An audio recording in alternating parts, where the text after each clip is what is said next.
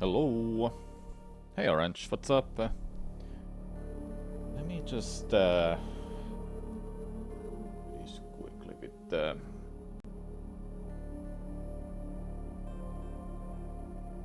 I think this will be helpful. Okay, I need to get these. Oh.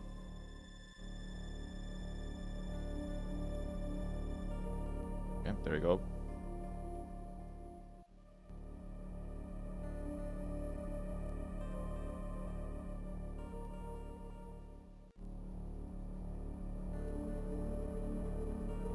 Okay, that will help. Let's go. Want the map to be smaller.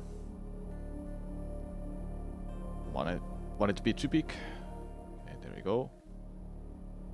Do we need even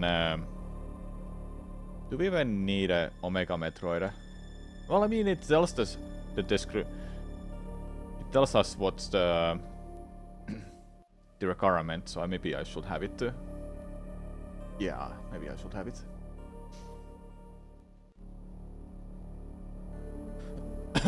Okay, I think it's all done. Hello, Hoyomi, what's up?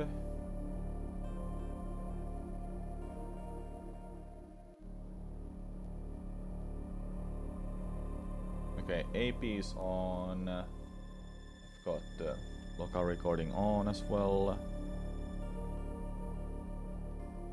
Game is connected. Yep, let's go. I can just move this here just to be sure that I can see it's connected all the time. We need a timer. There you go.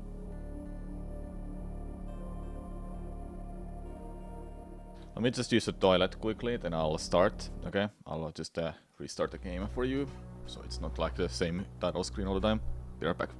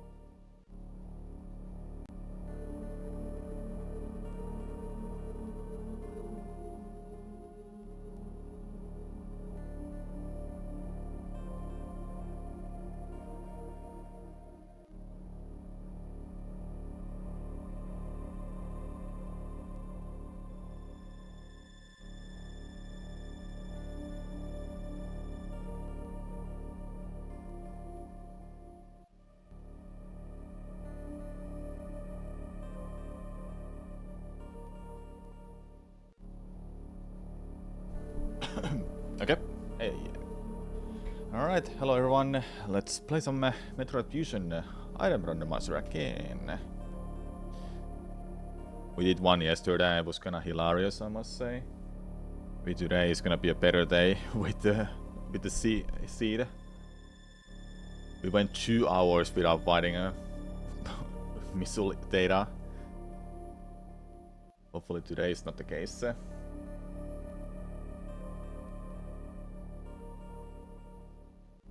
Local recording is on. I have the timer there. Alright. I am ready to go, chat.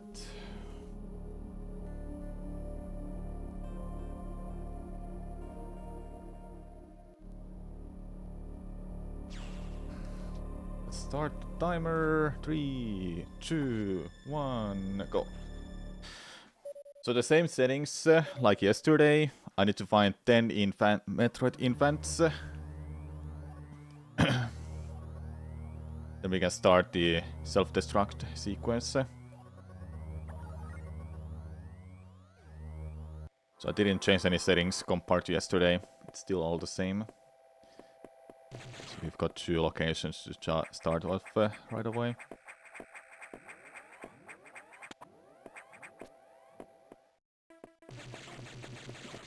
Can I see this item?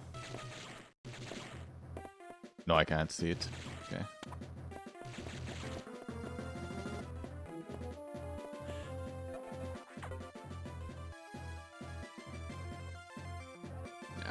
That's nothing important.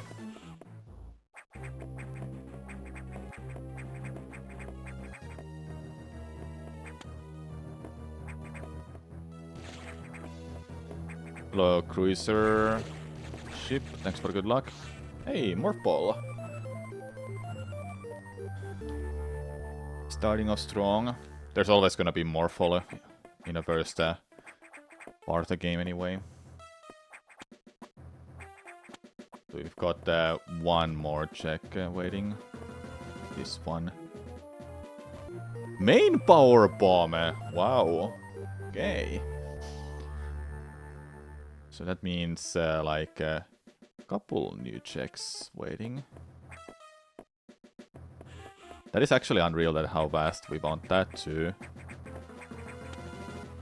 That is locked by the second lock, so I can't go to that one check. I'll make a save here.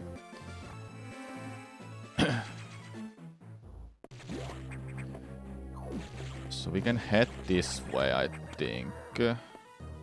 No, not this way, the other way.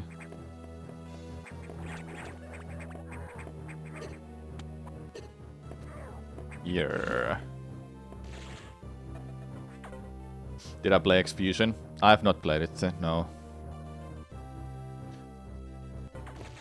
I've not like played a whole lot of Metroid Fusion, Zero Mission, or any of the other ROM hacks. Security 1 lock. That's a pretty good find. Let's go. That unlocks us Sector 3 and 4 elevators as well. But in Sector 3 I can't do anything. Okay, first infant. Nice. Was X-Fusion Fusion with a Fusion engine for Super Metroid, or how was it?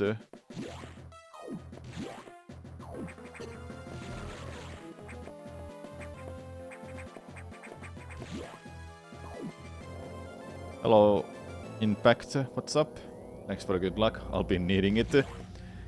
X-Fusion is a technical marvel and definitely worth checking out. Yeah, I'll have to check it out. Have I played Metroid 2 yet? I played Samus Returns like a while ago. Ice Beam can be found in Sector 3. Okay, we need to write this down. Ice Beam in Sector 3. Alcove upper item. Okay, now we have that hint written. No fusion on Super Engine. Okay. Ah, it's like that. E-Tank. I haven't played the original Future, but I've played Samus Returns.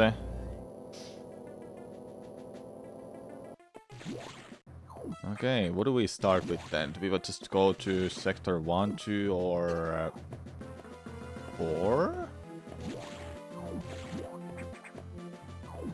There's a 1 check here we can go for. This way.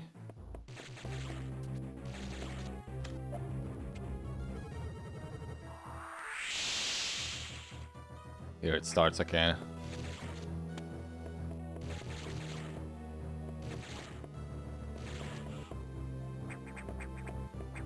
Nothing else to check here in main tech. All we can do is just go to one of the sectors.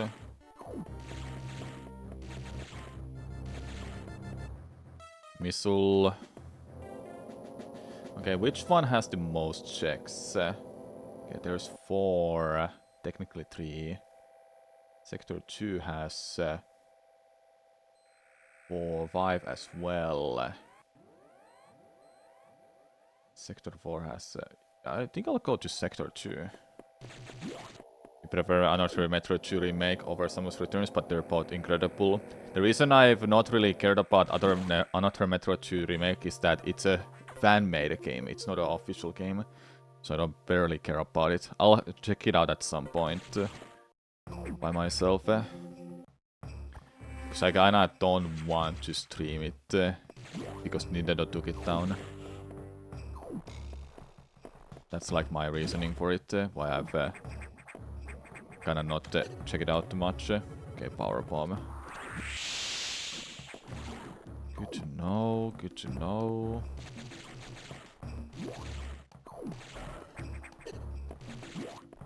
There's 2 items I can go for.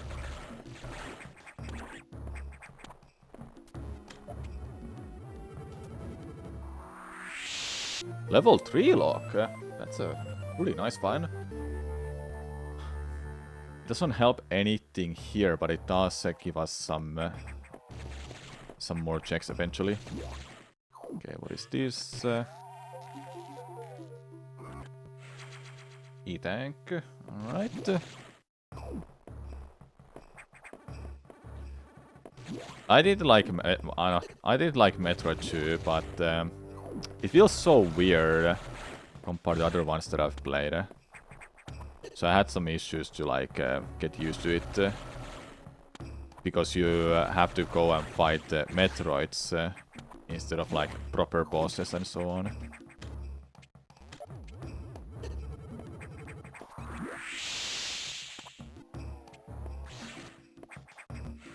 What a classic. Yeah, Solid Spark. It is. It's a kind of a sick randomizer too. I should play more of it.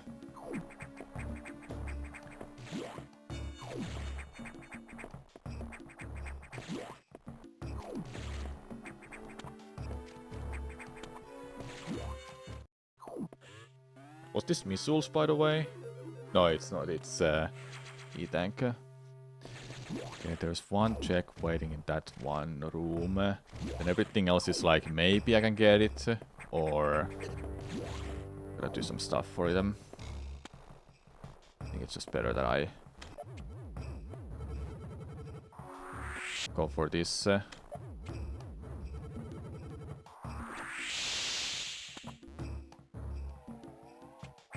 More power bombs, sure.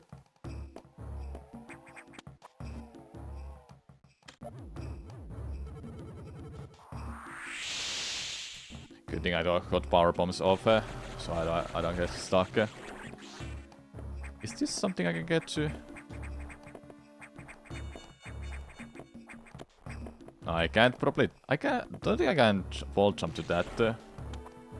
Without bombs, I'm kinda limited on doing stuff. I can do a lot of stuff without bombs, but would like to have it. I can do that. Okay. Metroid 2 is definitely kind of aged, but people just made a map hack for Metroid 2. Been playing that recently. Nice. I think I'll just head back to another one. What about the Sector 4? Yeah, it's still the same. Sector 3, I have like 1 check waiting there. Sector 1 then. Let's do that.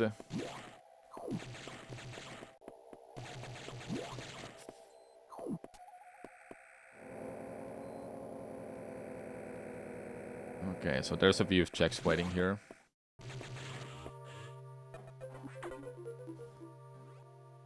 Speed booster. In Sector 1... What room?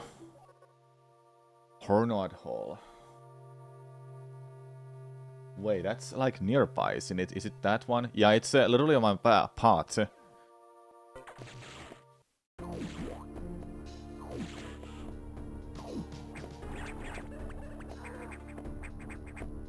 We go this way.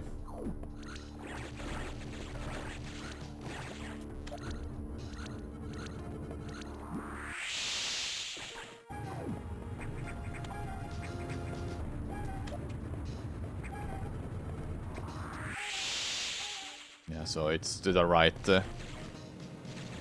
Then we have speed booster and we can do a little bit of stuff in sector 3.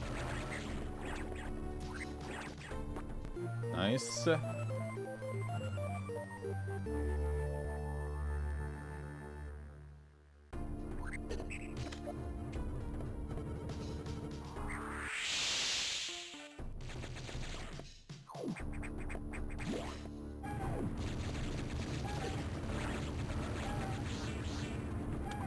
Okay.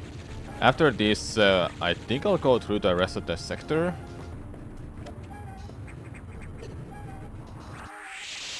I'm not too sure, actually. Oh, I want that. I want more bombs, power bombs, because I don't have regular bombs right now. Better to be prepared. Okay, so if I use a speed booster and a shine spark, I can make it to that check then.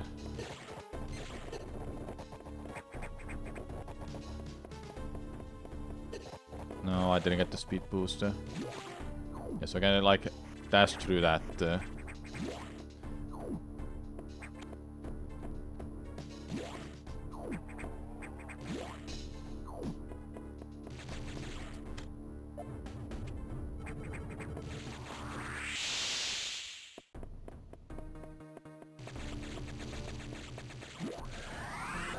No. And I'm knowing that they respawn. Okay, good.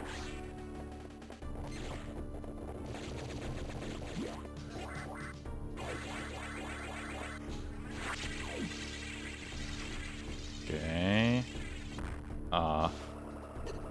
That's not good. Get up.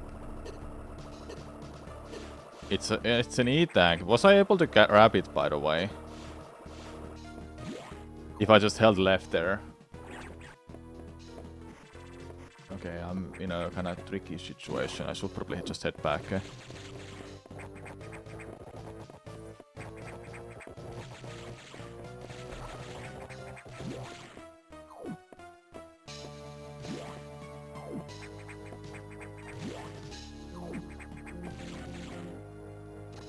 Yeah, let's grab that.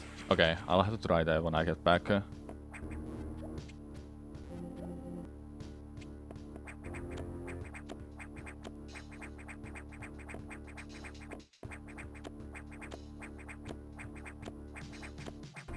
Nice. This game's soundtrack makes you feel that wish Dread had a better one. Yeah. The soundtrack in Metroid Dread wasn't like that memorable to me. It exists, but it's not like that amazing, honestly.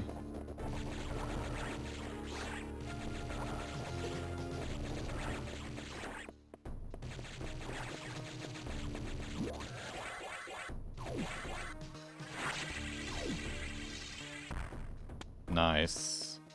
That's good info. Orange, thank you.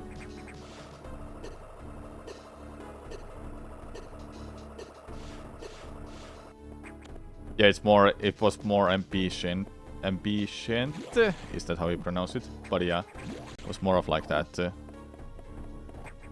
I will make my way back to the save point. I just want to save this E-tank. You did like the Piranha music?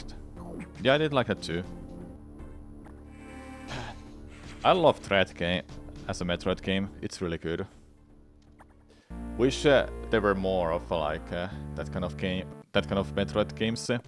Like imagine they remade Metroid Fusion, and we get something like SAX just treading around and being actually like scary enemy throughout the game, and you have no idea where it will be. Or it shows up just randomly in a station here, and you have to fight it possibly. It's like more scarier than enemies. Like think about it. I would like that a lot. You also hate the checkpoints. There's no suspense for it. You'll survive to the next save point. Yeah. I wish Metroid games didn't have that kind of a save point system. But no can do really about it. Okay, so if we go to Sector 4, I can get 3 clear checks there. Sector 3 has couple checks waiting. What was it that I can find? Sector 3, Alcove. Where's Alcove? Alcove. Okay, I can't get to Ice Beam yet. Which one I should go to then? Okay, Sector 3 is mostly just those. Yeah, so it's Sector 2, mostly those. Sector 1 has one item that is kind of far away, and I don't like to go into that, but I have to probably go for it. Sector 4. Maybe Sector 4 is my next play. X will bash the wall in and you have to run. Yeah, that's what I hoped Metroid Dread will do. Yeah, definitely. Just unfortunate it didn't do that. Mercury's team even pitched the idea that they will... nice hint! Mercury's team even pitched the idea that they will do Metroid Fusion remake over Dread. But they made Samus Returns, then Dread. You feel like we need more games than remakes, Emo? I agree. I do agree with that. But I agree that 2D Metroid should go more sci-fi horror to stand out from the mass amount of indies. Yeah, definitely.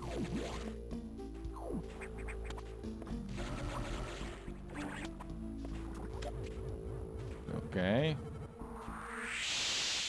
So...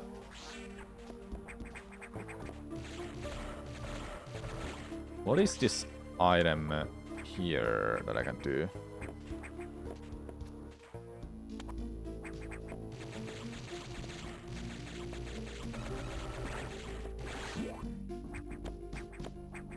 Infant.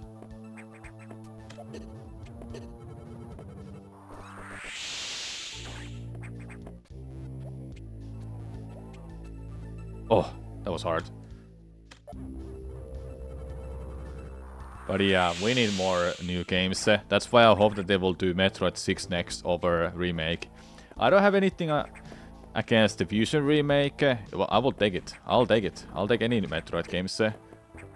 But like I said, I still would love to have more new games.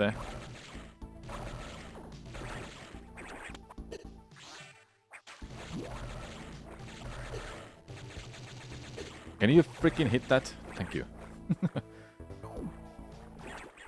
Oh, get out, get out, get out. So this is an item we can get right now.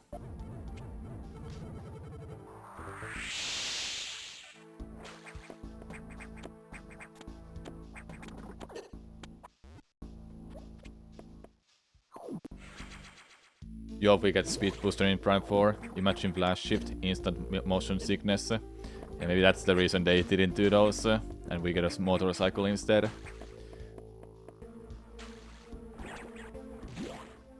There's always many reasons why some things don't make it to 3D. Speed booster works well in other M though.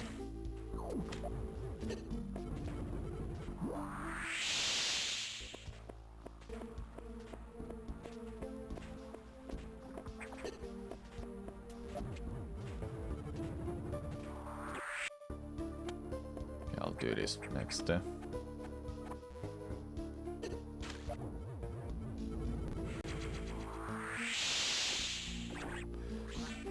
No, not here.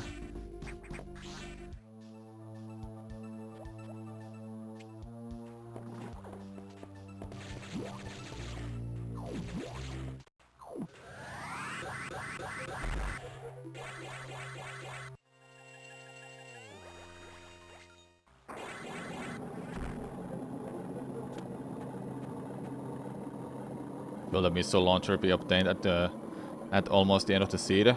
Yeah, absolutely. Can I get out if I go there, by the way?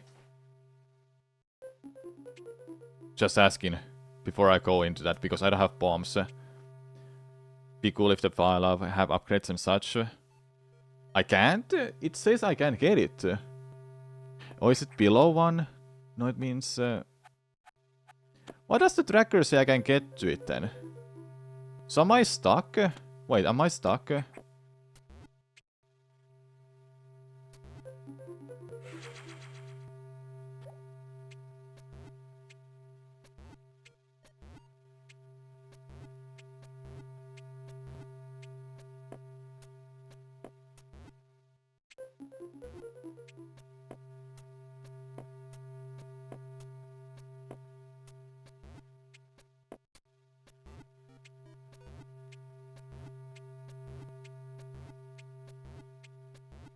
Yeah, so looks like I can't get to it, so we lost some progress, but that's fine.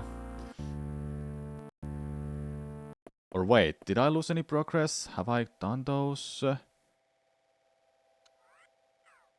Give me a different room. Change map, select. Yeah, it says I haven't counted those at all. Yeah, well, but I didn't get anything important, so it's fine. We lost nothing there. Nice.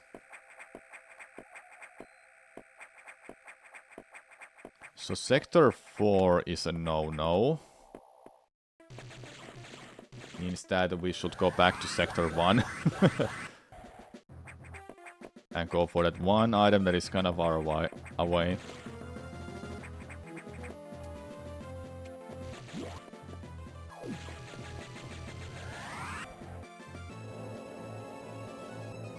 Okay then. Fine.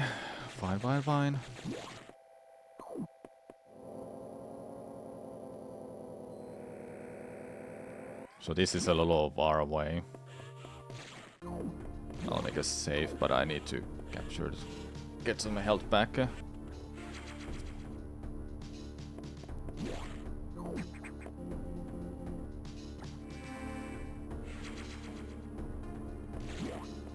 It says I have 6 E-tanks, by the way, and I have 18 power bombs too. But I just restarted the game too, so I shouldn't have those.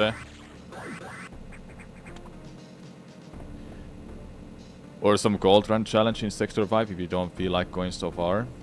I mean, this is just a one check that is nearby, well, kinda nearby the same point. And I can just restart back to the beginning too if it's garbage. It's fine, I can do this. Okay, I need to check the map. That part from the right side. Am I connected to the IP client? I am. So, yeah, so this should make it there, right? I should be able to get there. No, it's from the below. Okay. Ah, yeah. Okay. So in that case, I actually have to go through these rooms.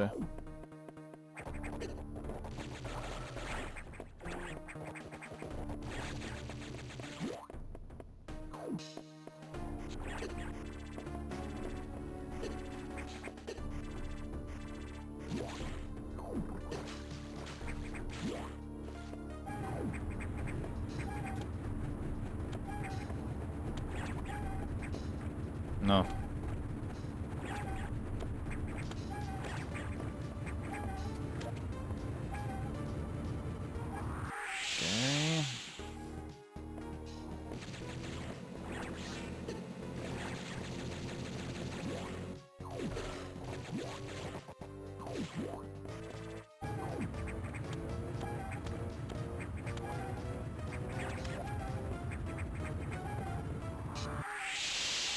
So Vision has remote item enabled. Usually you can disable them for Metroid randos on AP, but not for Fusion.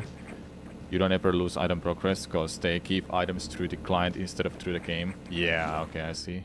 Okay, it was actually mandatory to come here for level 2 lock. So it was the correct play. Now the thing is, I have to get back then. If you're right about that, I can just use the save point.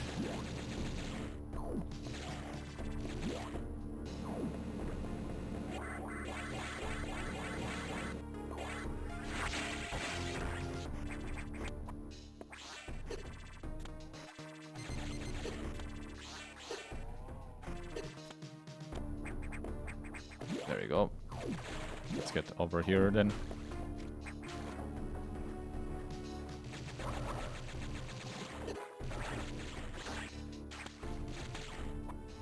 Still got it.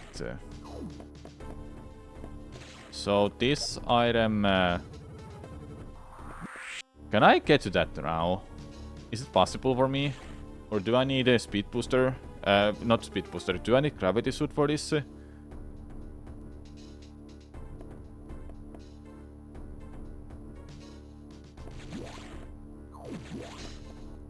Oh, you mean you don't like that you keep to save your items all the time, because the client gives you that, and not the... you don't get them through the game. Okay, so we have level 2 lock, meaning that the sector 3 is now unlocked for real for us.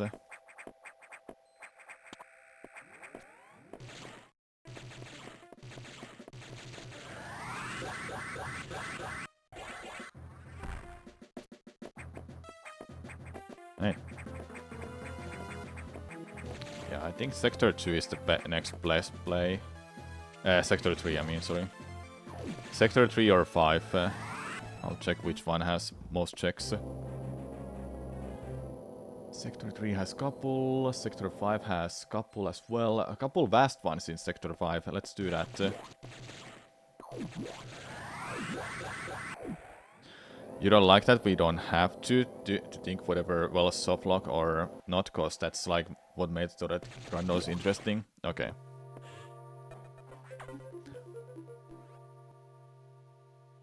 I don't need to. Ceres Arena is chunk, we don't have to worry about it. Good. These checks are vast, so better to do them. So I just go down. Oh, warrior suit. Nice, we don't have to worry about cold anymore.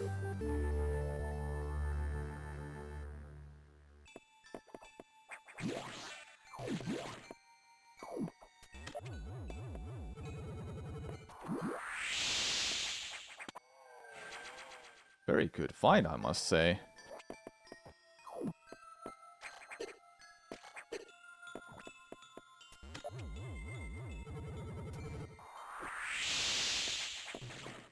So I'm here now.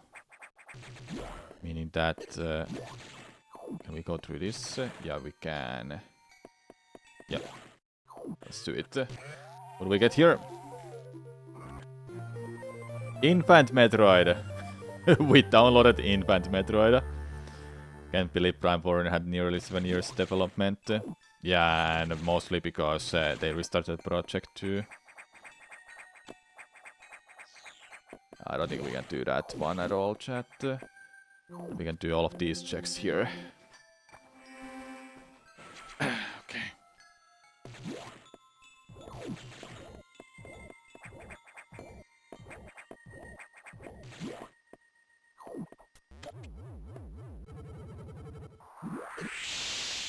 Charge beam! Whoa!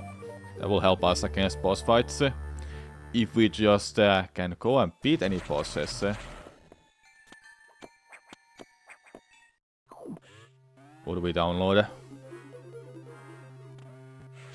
More missiles.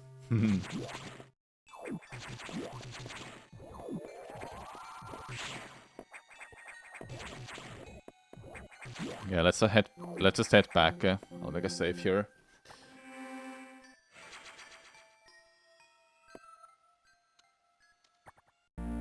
All of the missiles we can't use. Yep. I know.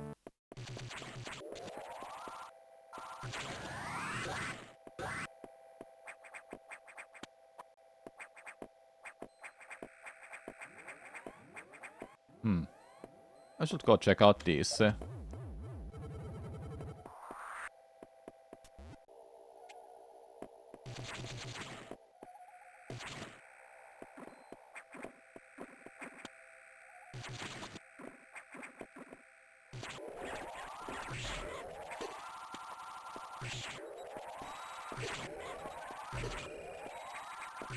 That deals like no damage.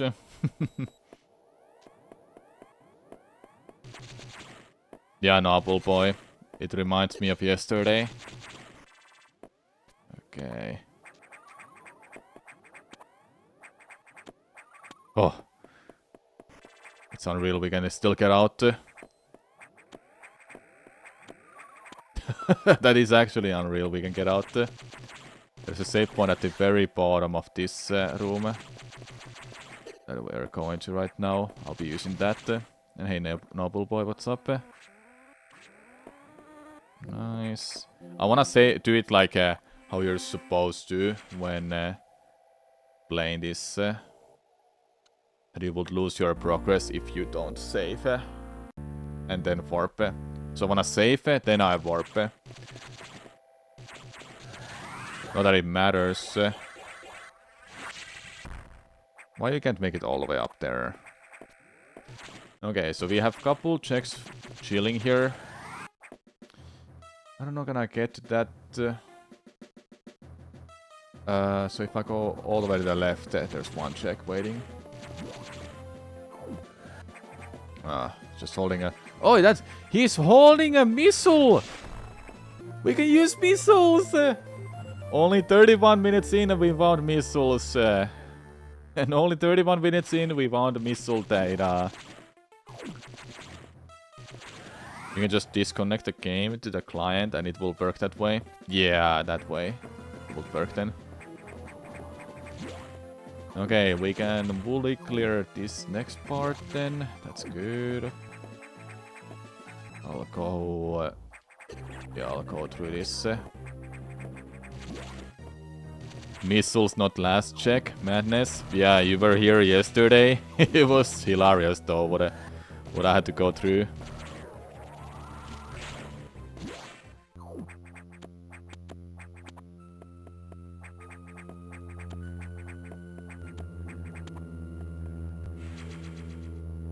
Yeah, time for bosses. Yeah, something that I'm enjoying for this game is boss fights. Okay.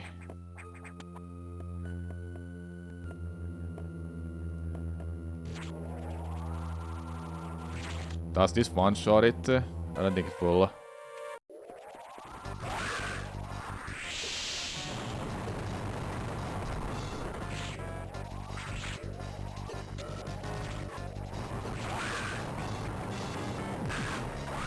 Nice.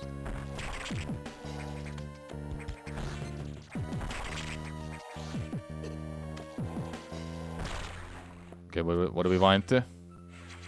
E-tank. Sad that it wasn't anything crazy like yesterday. When it was Infant. The last Infant too.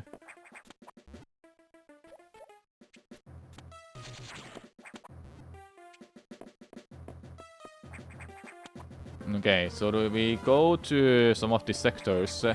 But which one has the most checks then? I'll check the map when I'm getting to the elevator. Where all the sectors connect.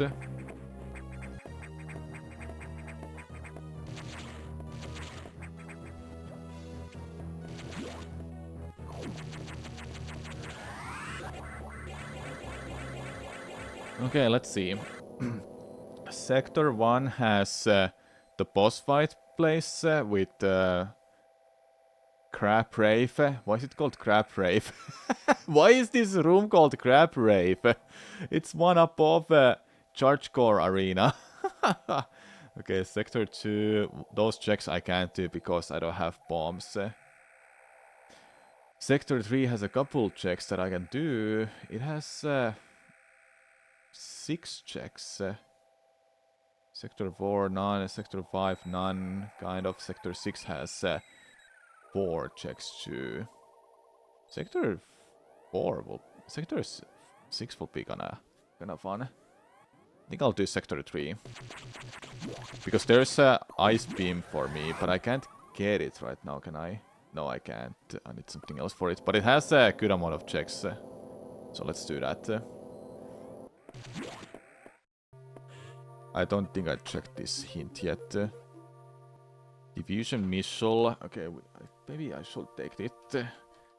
Diffusion missile in Sector 4. What's the room?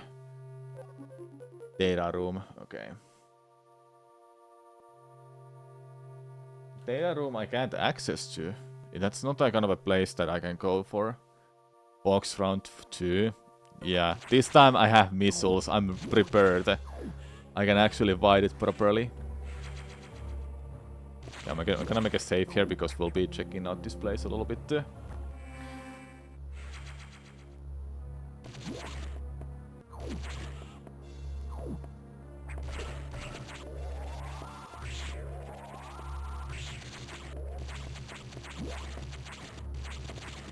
I can do this actually.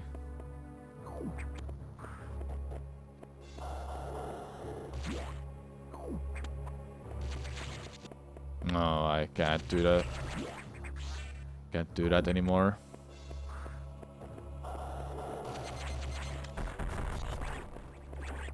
It feels so weird to use missiles when last run I didn't even get to use missiles at all.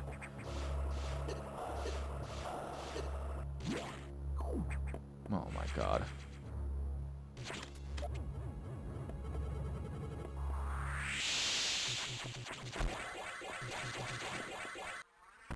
Are you kidding me? It doesn't go through that?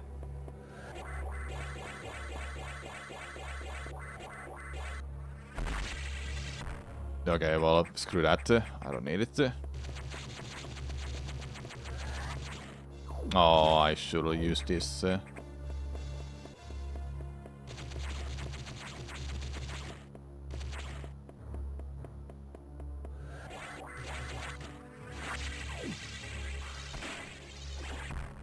There you go.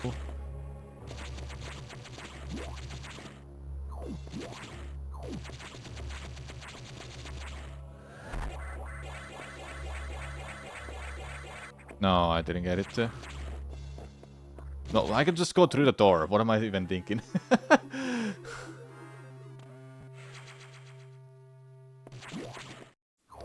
So this is one of those items I can just check what it is.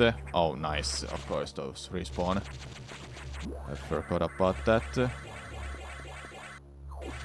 me just go and check out what is that item.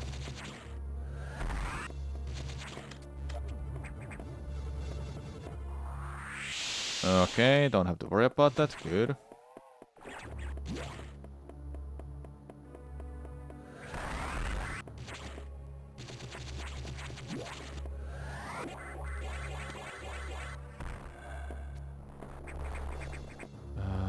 That one, no, can't do it.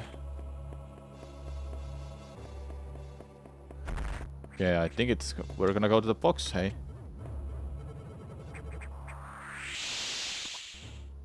Can I do that? E-tank, okay. All the way down, I can do one this check.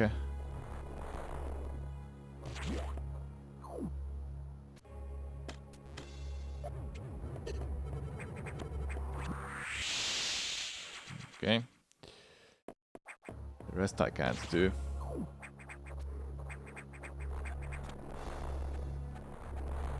Really sucks that how limited my movement is right now. No high jump boots or space jump. We'll be getting those later, hopefully.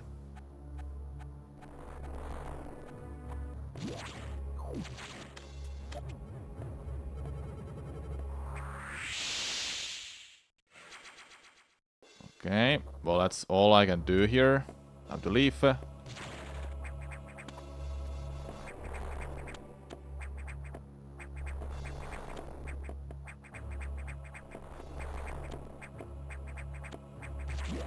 It's Bob. Yeah, I heard about the Bob missile, the infamous Bob missile that you can't bypass in any way, but it is possible.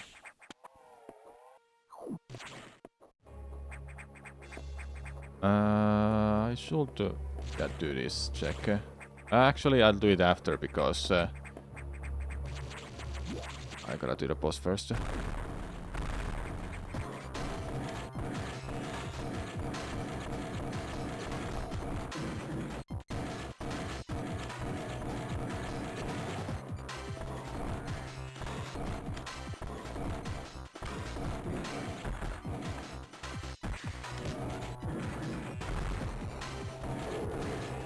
It's honestly a sick boss.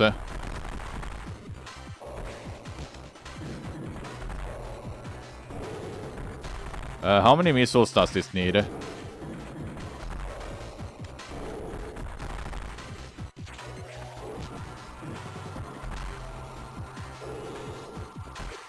Ow, that's not good.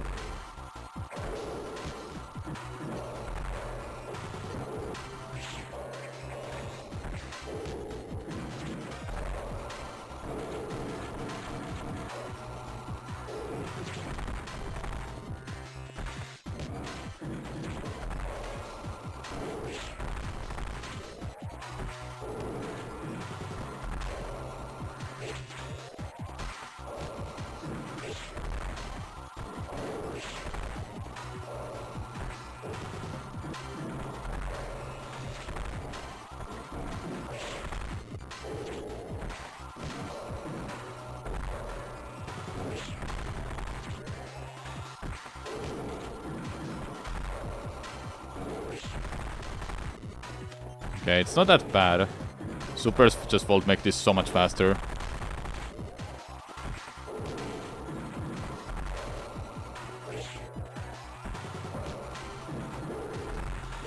Hey, no. Get back up there.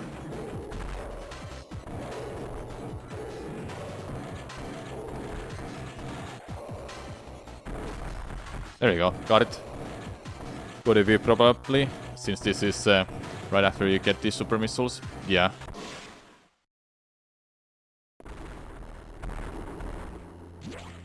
Yeah, he's gone.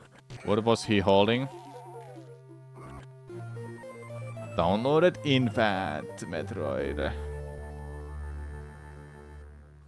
Imagine Gloom for fusion. What do you mean by Gloom? We got the baby.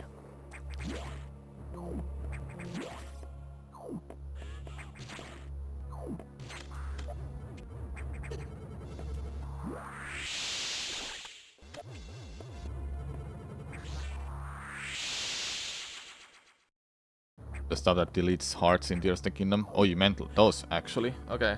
Yeah. That will be interesting.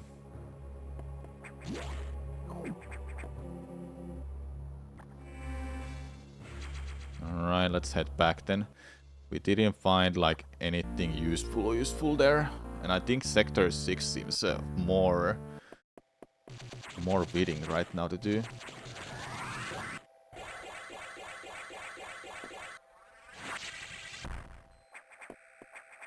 Was that faster? Probably not.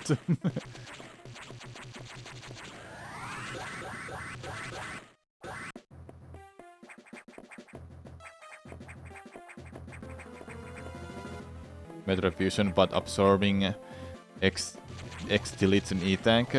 That will sound like a really hard challenge. You never want to kill any enemies. Because of that. Should I go to Sector 1 or Sector 6?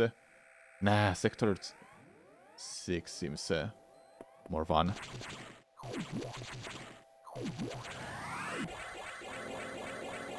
And we get this hint as well. Maybe you give us a bombs location. Data room. I was just there, oh my god. What is that hint, dude? I was just there like 2 minutes ago. So... there is an item here I can get to. Never mind, I can't get to that, but it's fine. Right now at least.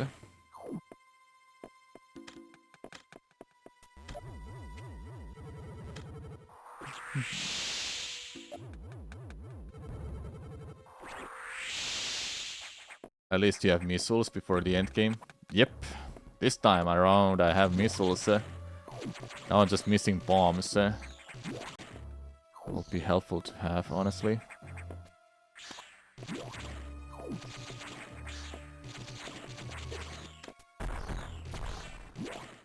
What do we have here?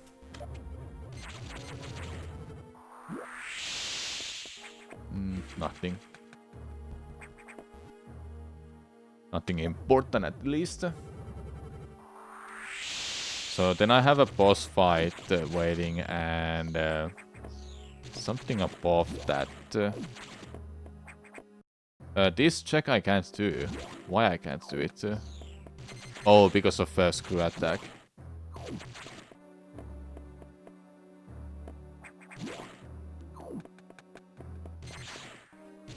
Do I want to go that way? Where am I? I'm there. No, I don't want to go there. I do want to go this way.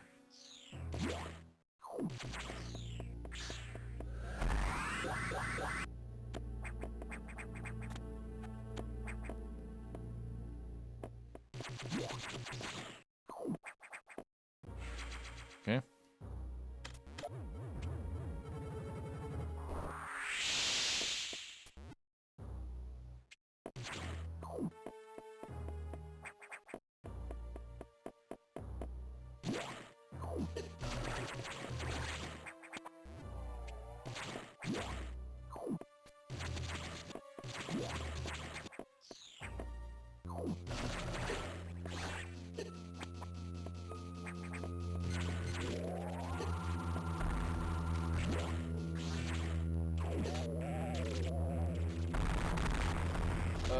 I don't remember was X-Core useless hint. But I'm here now.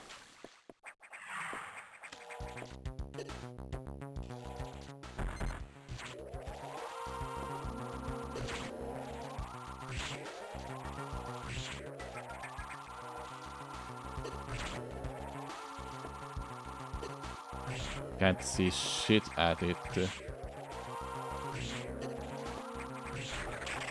Okay, got it once.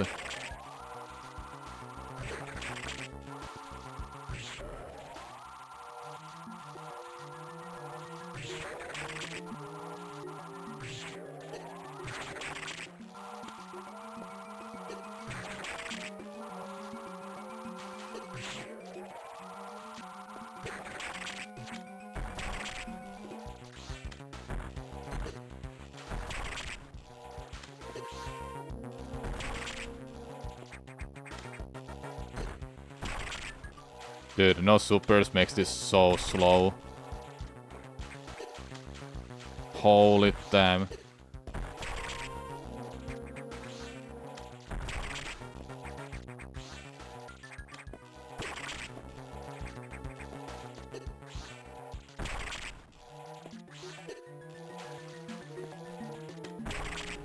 R shot in this.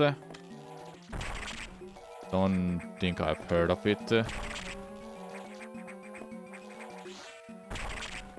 You mean like this?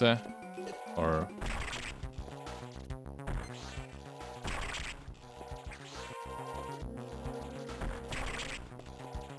Jesus, it has so much HP.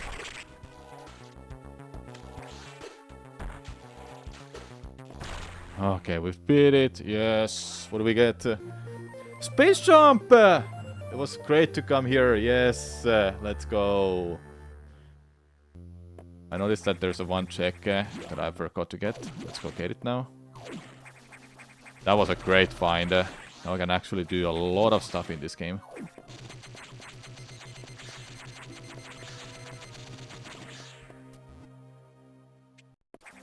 And how willing to get it now, actually.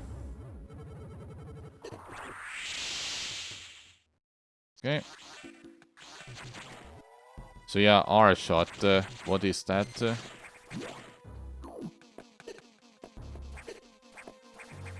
I'm not familiar with like every speedrun stuff, even though I did run this game.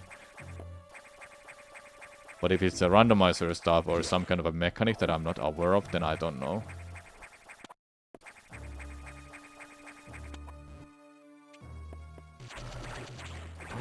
Gravity suit! Whoa, what a sequence of items, chat.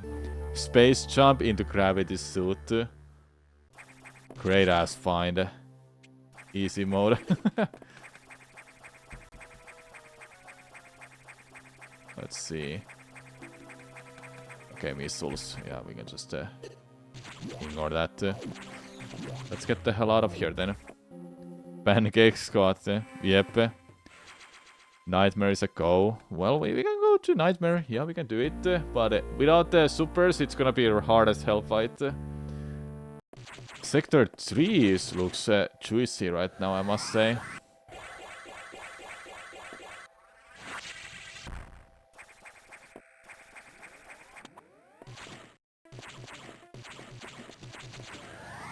I think we should check out this first.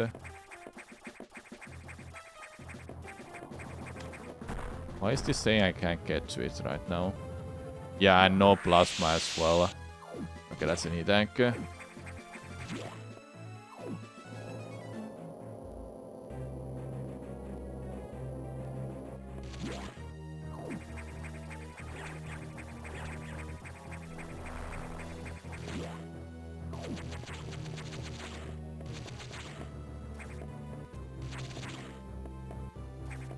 Invent! So you can press R to shoot a full charged beam, useful with a screw attack for the previous boss. Ah, you mean like... do you mean just this? Because isn't that just a regular jump with a charged beam?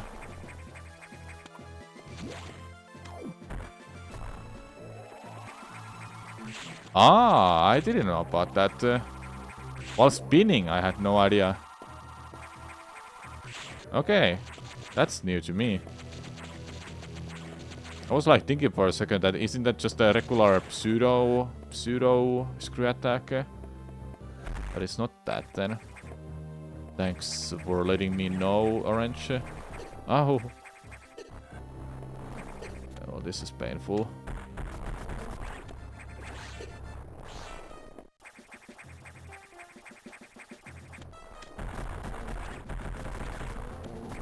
Yeah, it's definitely useful for everything. Okay, what do we get here? Level 4 key? Let's go! Now the whole game is unlocked.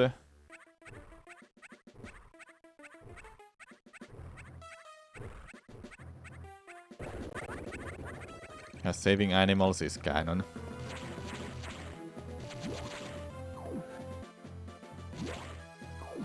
That means, Sector 1 has good checks, at least they're chilling. Well, the mini-boss, the boss fight for Charge Core. And Lava Lake has one item there waiting.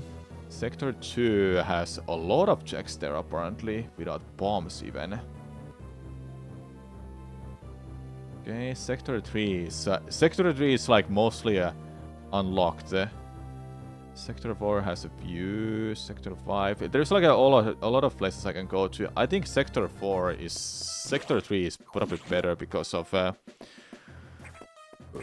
screw ice beam. I can get that. I'll do Sector 3.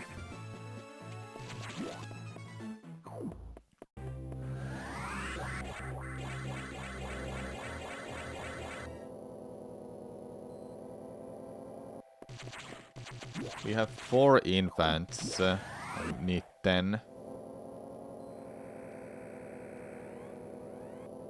So yeah, here we can do a lot of stuff. I'll make a save.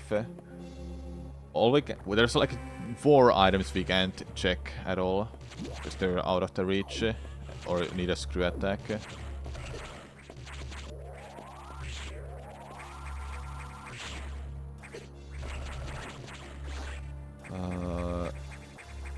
This is something we can't get to, but we can go from the other side. Yeah.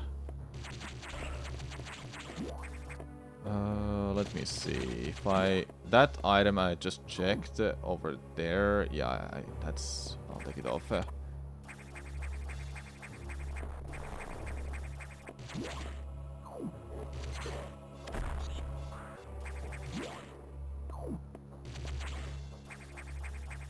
I'll do this first, because Ice Beam is here.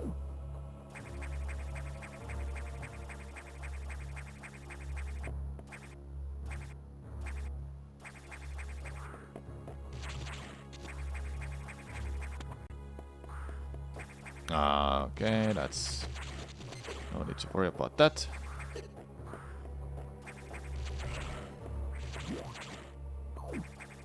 Now I need a speed booster.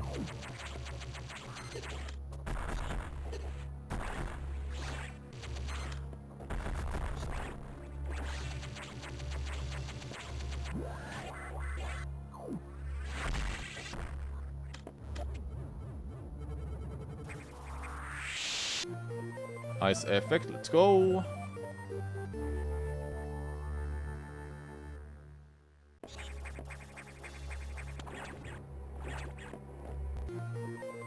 Wait, what? Hold up, what? Did I got the ice beam and ice missiles? Both ice effects were in the same room next to each other? Double ice? Like what? I was like, oh, I just got the ice beam. Let's go. Then it gave me another ice. That was kind of funny. Double ice missiles. Let's go. Double ice effects. Let's go. Pretty easy, huh?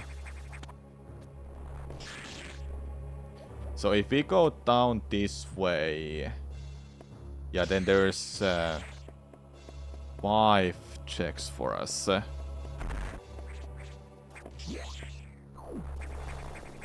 You wanna go this way? Hold up. Pause. That was a miss. That was an E-tank. I don't need to worry about it. I have enough health. But this is the way I should go to. And with space jump we can easily get it. That one I can't get, but I can get this one. Okay, just a missile.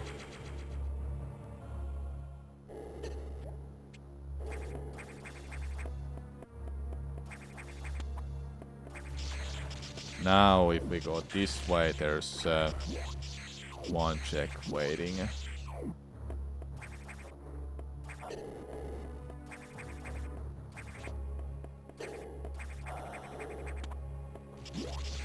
Gotta go down. It's this part that I haven't seen before. It's a missile, I can just ignore it. This is the heat room that you have to go to because of the emergency. Dude, it takes so long to get here. Okay, just killed it off. There we go.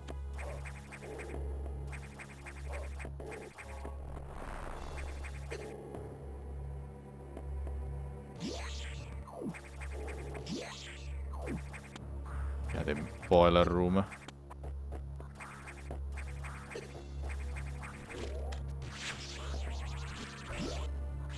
There we go.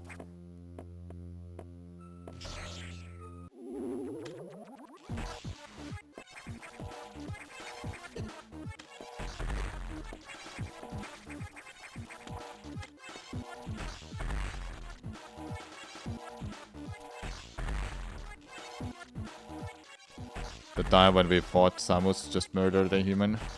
Yeah. The time when we thought Samus just murdered a human. Mm-hmm. Hey. Hit that. There you go. Missile.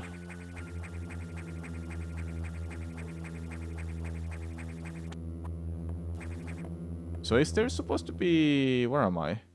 Isn't there supposed to be another item too? Oh, the boiler. So this is an item? Okay. I see, I see. Okay, so we got those. Time to head back. Okay, I know that check is nothing and that check is nothing useful. I just need to get to the save point, which is gonna take a while to get to. Yeah, animal and auxiliary are those checks as well.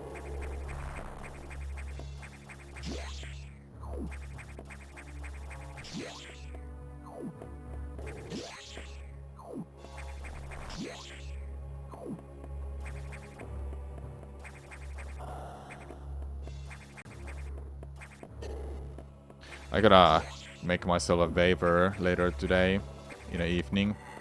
Go to sleep much earlier. Because I generally sleep like 5 to 6 hours. And it's honestly not great. Because today I had this like... I don't know what is it called, but my eyes are pretty much tired. And it felt like I was losing vision for like a brief moment. I couldn't like see in front of me. Just... like certain spots will just be like a blind spots, if you know what I mean. When you're tired, you would have that. And I was driving a car too, so it was dangerous. But it went away after a while. So could I make myself a waiver for once, for real, to go to sleep early. Have that proper 8 to 9 hours sleep this time. Maybe that will fix my... Well, not really fix the sleep schedule, but more of like rest my eyes even more and brain especially. Why am I even telling this? I don't know. I just wanted to say something. Sector 5 is pretty nice play. Let's do Sector 5 because there's 5 checks I can do right now, and I can do all of those. But getting to... it's not like serious at all. No, I'm like completely fine. It's just that one moment. Yes, earlier today felt like that.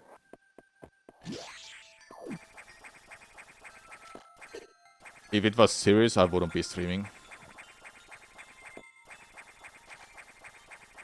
Get up there, Samus.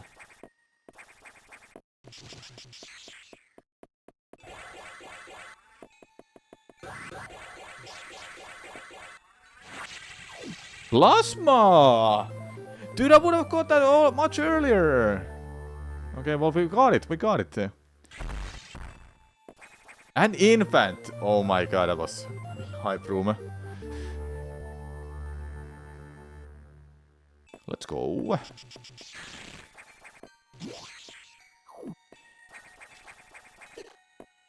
I just wish we find screw attack. Oh, I already have it open.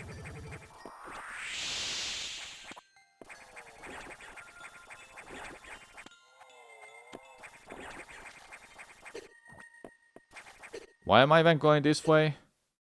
It's not even the right room. Oh my god. It's this way. Here.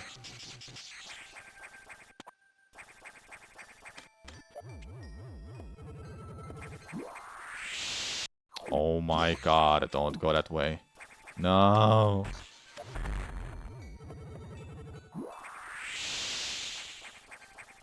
There you go.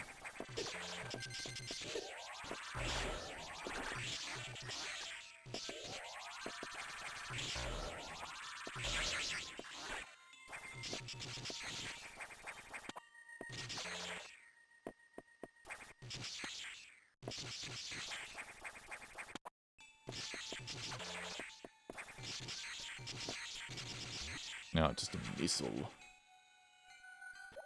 We're still going this way.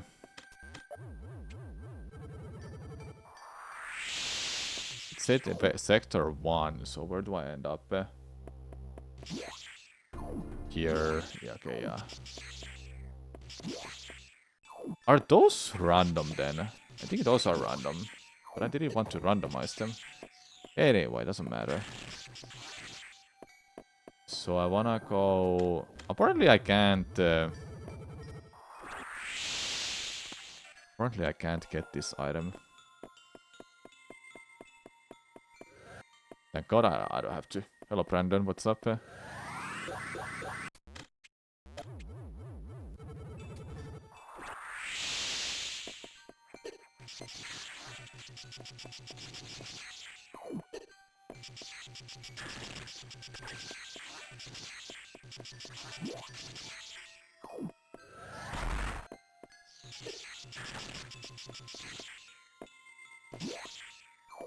Where am I now? I'm here. I'm here. Okay, okay. Just go this way. Still waiting to play Echoes and Corruption, the OG versions of them specifically. Metroid Corruption wouldn't differ anything from the OG version. But yeah, hopefully you'll get to play those eventually. What is this supposed to be? Okay. Kinda funny. Do I wanna go this way? No, I don't want to because that's glitched. Yeah, we could.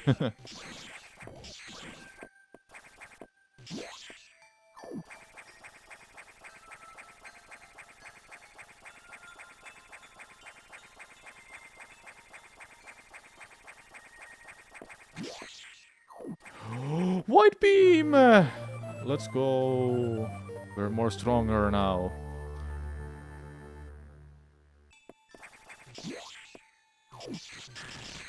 It's just so helpful to have it, honestly.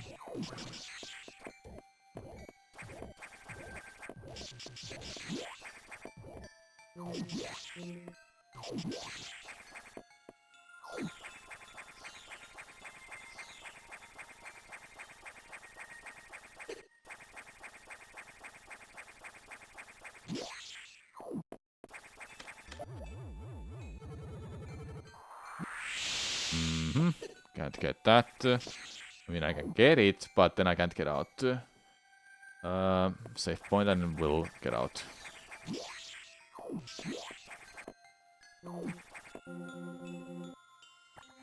You're really behind the schedule. Yeah, if you can just find some time to play those, you'll be able to get to witness those games.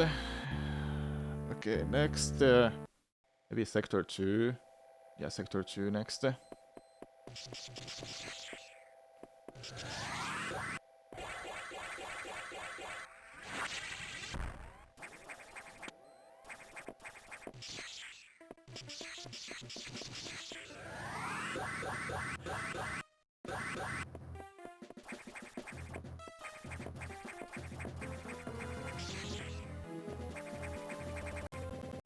What was that?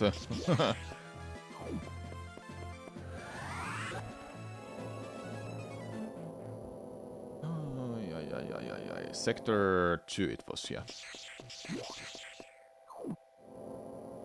I can do a lot of checks there, that is actually unreal. But it makes me just wonder, how the hell am I supposed to get those items there in those spots? Well, I'll figure them out, I think. I should refill my stuff. Yeah, 24 power bombs.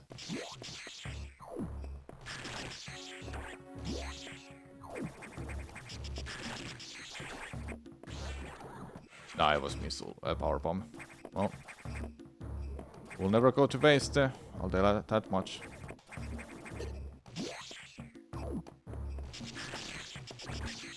Okay, here. Can I? I don't think I can go this way without soft locking myself. Can I? I need bombs to go up on that one spot. Am I right? I'm talking about the one on the left side. Do I need bombs to bounce there right now? Well, I just saved, so I can just use that.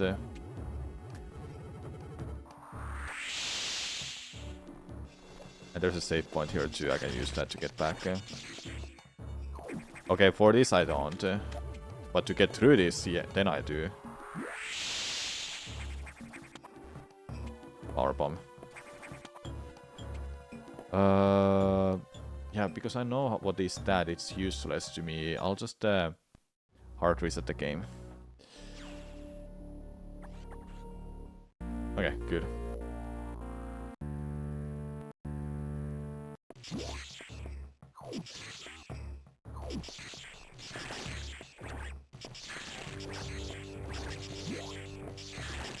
So we want to go... this one I can get right now. And I don't think it was ever going to be useful. Because I've been skipping it all this time.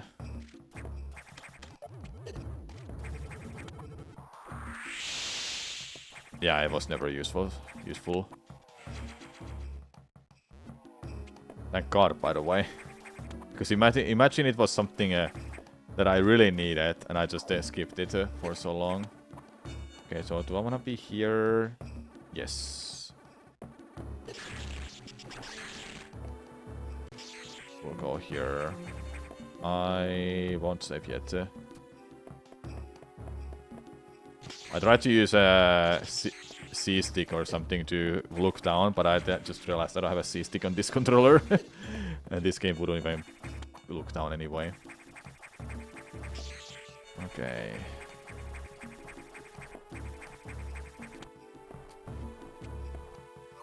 Missiles.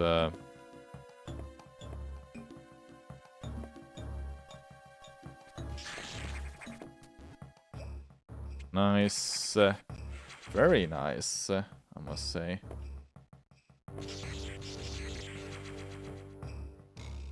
Double item checks.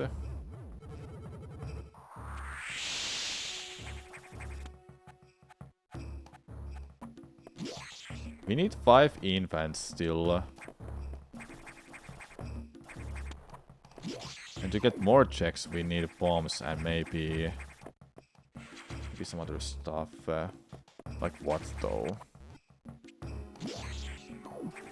Okay, that's a missile. I don't wanna worry about it.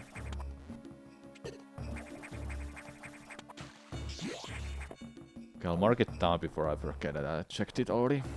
Okay, so we go all the way down left, and there's a check here. I was actually thinking of doing Randomizer for some other Metroid game, but these, but I was like, yeah, I'll just do these because why not? Just why not?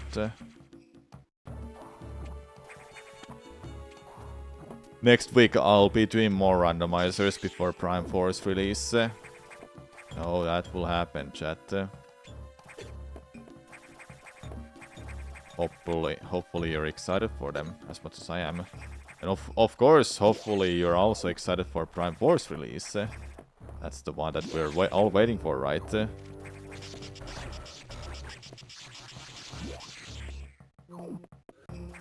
Oh, there's no save point here.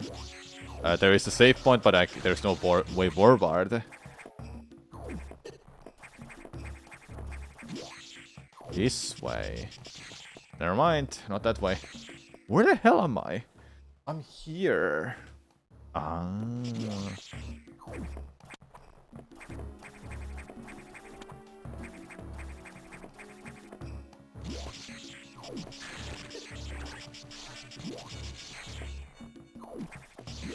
Don't wanna go this way. Yes. I don't even know what I need to get those checks that are behind behind the boss.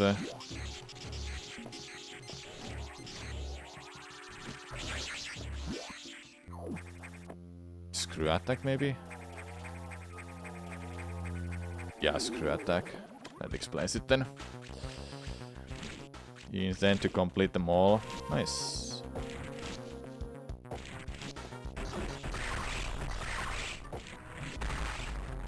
Including on the hardest difficulty.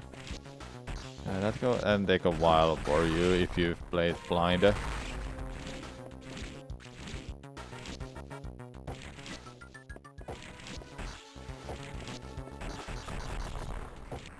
But none of the bosses from Prime 1 on the GameCube killed you. I mean, they're not that hard bosses compared to other games, I'll say that much. So it's not really a surprise, I would say, to me.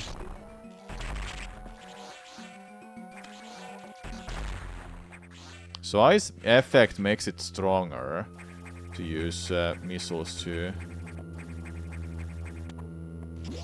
Alright, we got these done. Then we'll just head off. There was nothing useful here. Plus 5 damage. Oh, nice. Well, time to leave.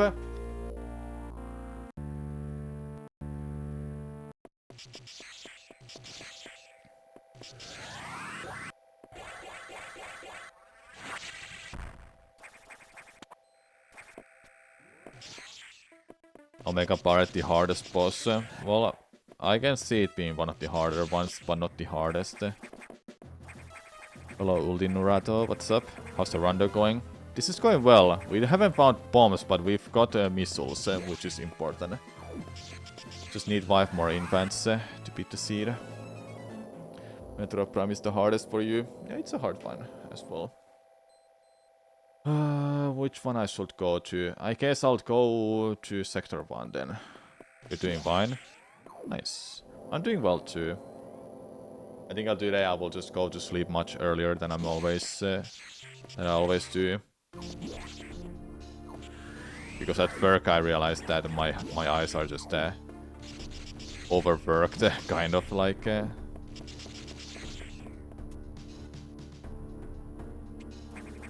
I stay awake way too late and I go sleep way too late because of doing content stuff. Behind the scenes stuff. Thank you, Nuke Duke, for 77 months. Welcome back. Okay, we wanna go this way, yes. Oh my god. No.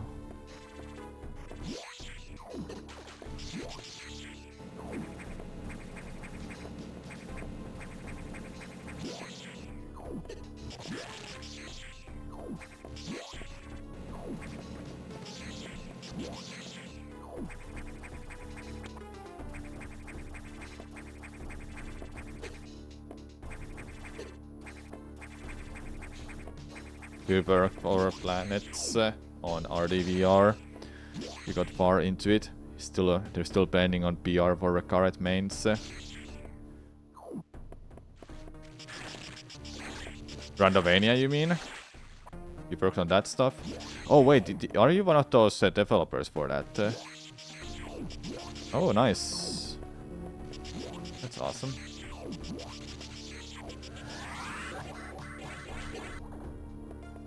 I can't get to that, can I? Oh, because I don't have bombs. Yeah, don't even try to go there.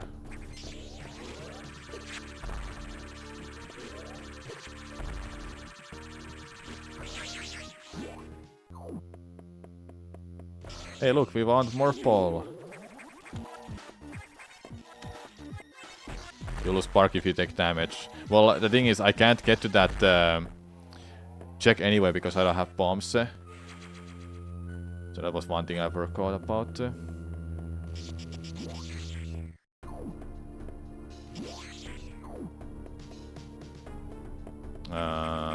Speed boost. Yeah, speed boost. Recurrent for that. Do I have to...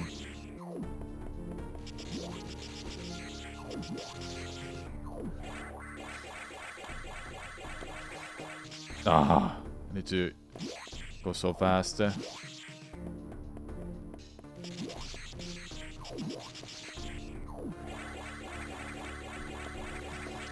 Yes.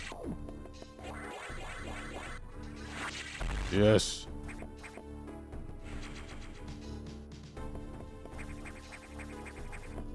Yeah, without high jump it is a little tough. I noticed that.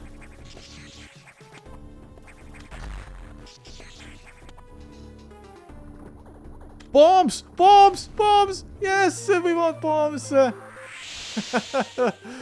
Let's go! Alright, the game is a lot more unlocked now.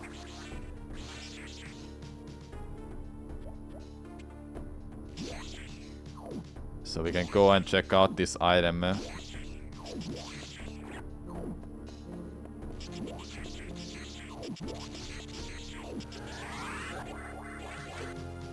Oh, you freaking...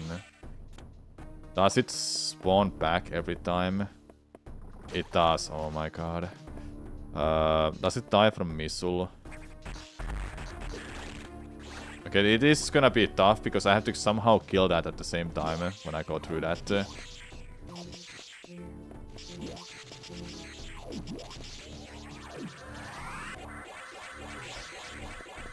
Nice. Oh, infant! Let's go! 4 more.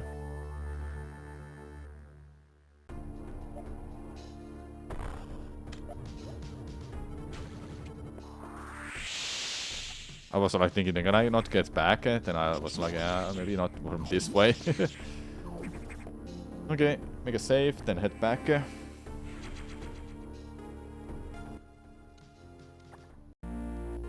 So we have stuff we can do. Sector 4 is fully open for us.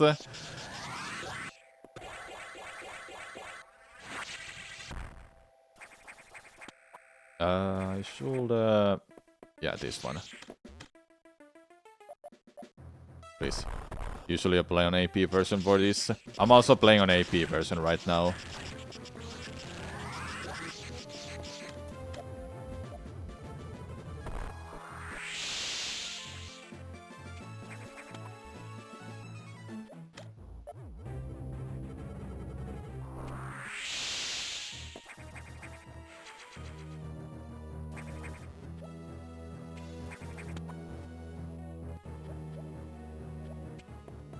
You modded your own AP bro to include single wall jumps and infinite wall jumps. What are those gonna help you then? You just wanted to have them, right? I mean, they're probably cool to have. I feel like I want to make my Metroid Fusion experience for randomizers to be as vanilla as possible. So I don't wanna have like stuff like those, you know? Be really cool if RDV supports elevator door lock rando.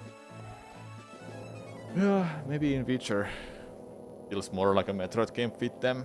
Yeah, definitely. Sector 4 is fully completable. I think that's where we head to next. Okay,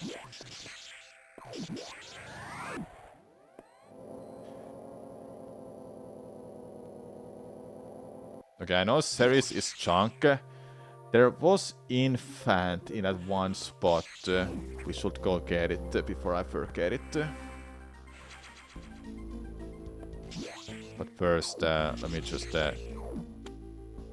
do this check over here.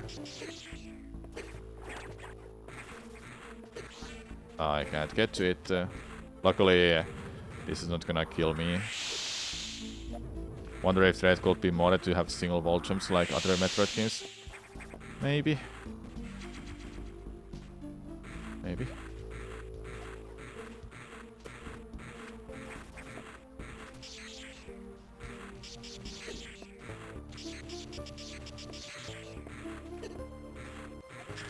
No, I can't go through that from this way, so...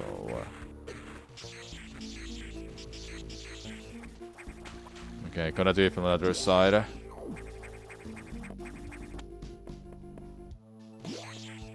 Water is lowered though, so...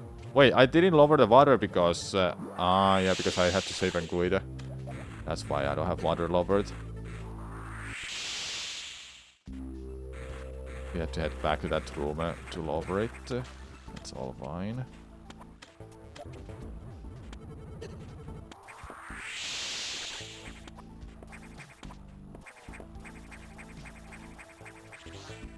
Okay, let's get this infant. There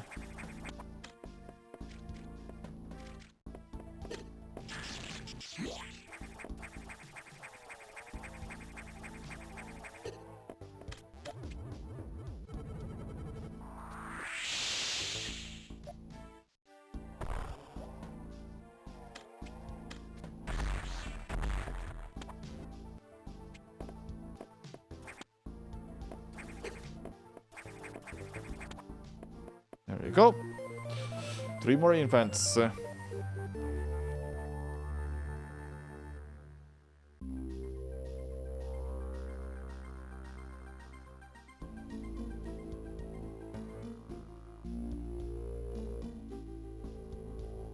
You would still classify infinite bomb jump with cross bombs to be a trick? It is kind of, yeah, I guess.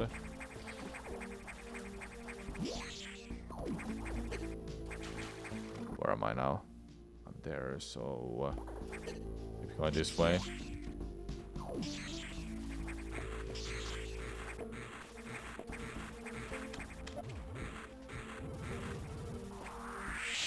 I know Ceres has nothing. We're not gonna go and fight it.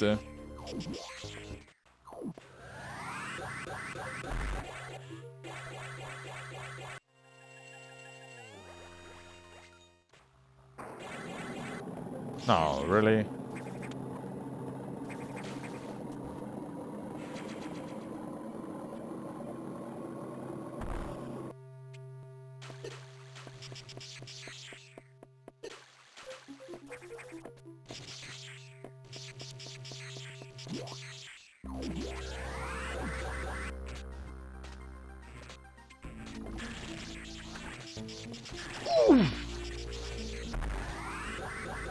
Missile, nope.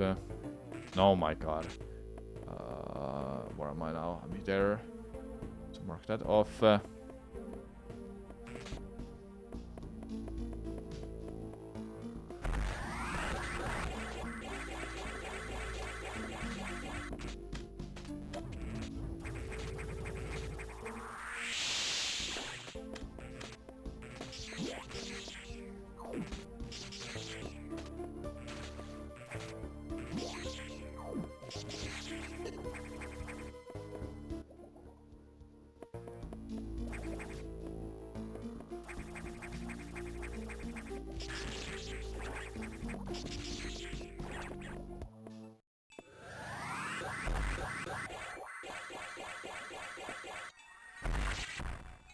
Okay, we're here somehow.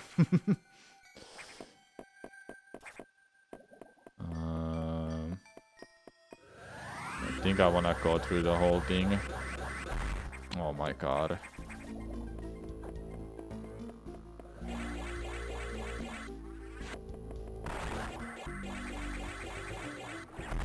There you go. That at least works. Some here, so we can go through this. Oh yeah, missile. I just mark it off.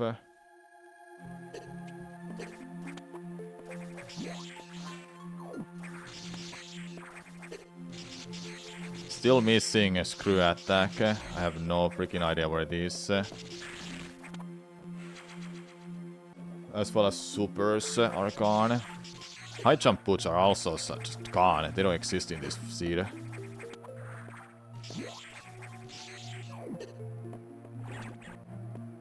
At least we have bombs, so we can actually do some stuff. So if I go this way...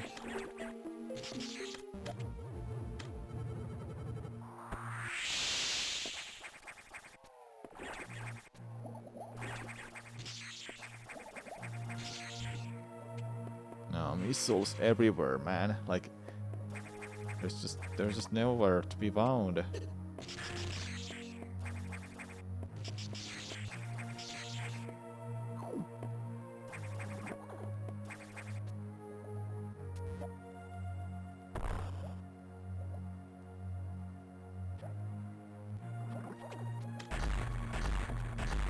No.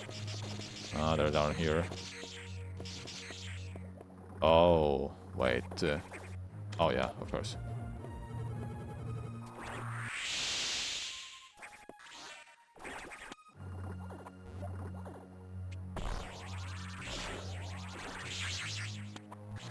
There you go.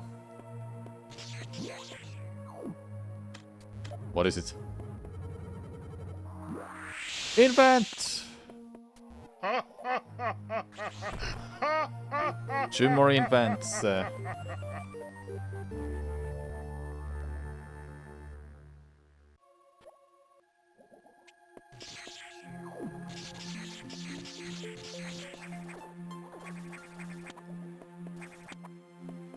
can't wait to bring this to Archipelago sessions in the future.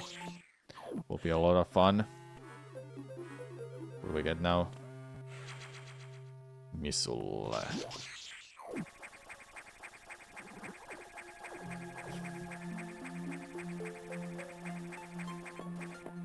Does this what makes me go to later look at Echo's AP when you're done working on it? You're working on that? That's awesome. I'm really looking forward to that. You don't happen to have an ETA on it, or did you just started working on it? I'm just curious. Oh my god, this game doesn't have like any power bombs. It only has power bombs for us. We can't get anything else. Please let me get out. Working on it quite a while. Okay. So... might expect it. Might expect something next year, maybe? Or 2027. Okay, some here.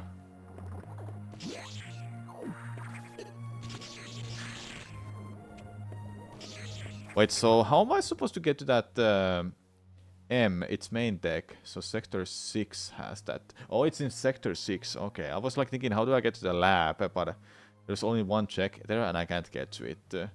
And I'm in Sector 4. Okay. This just makes me to go to that that thing. What is it even called?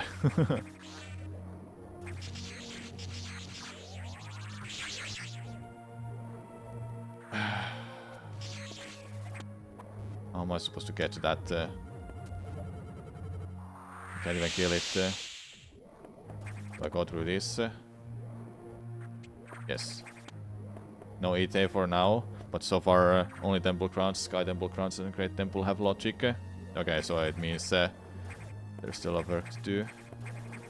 Alright, alright.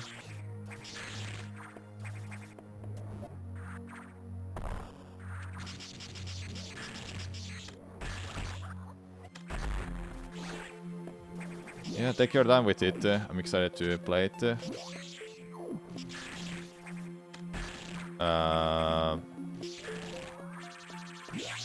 Yeah, I have to actually speed boost through that. There you go.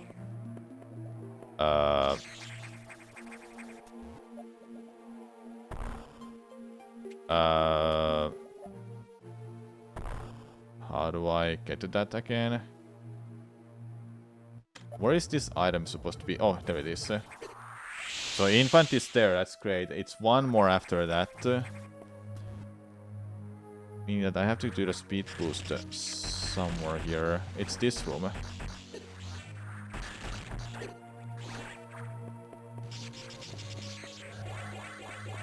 Okay, got it. Let's go. One more infant, everyone. Chris, can't you just copy and the logic from RDV? I think there's something more to it. Oh, you don't want to use anything from RDV. Okay, so you're making your own version of it. Okay, I see. Because RDV and AP are separate things, but RDV has even more games, Metroid games to randomize right now. Even combined for a multi-world. But our AP doesn't have, but just Super Metroid, Fusion, Zero Mission, and Metroid Prime. Then Prime 4 2 in the future. Even have your own patcher. That's nice. That's nice. Oh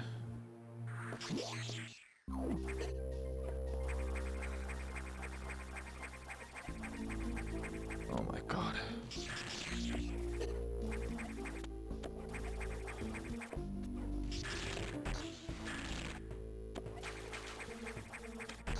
Oh my god. No.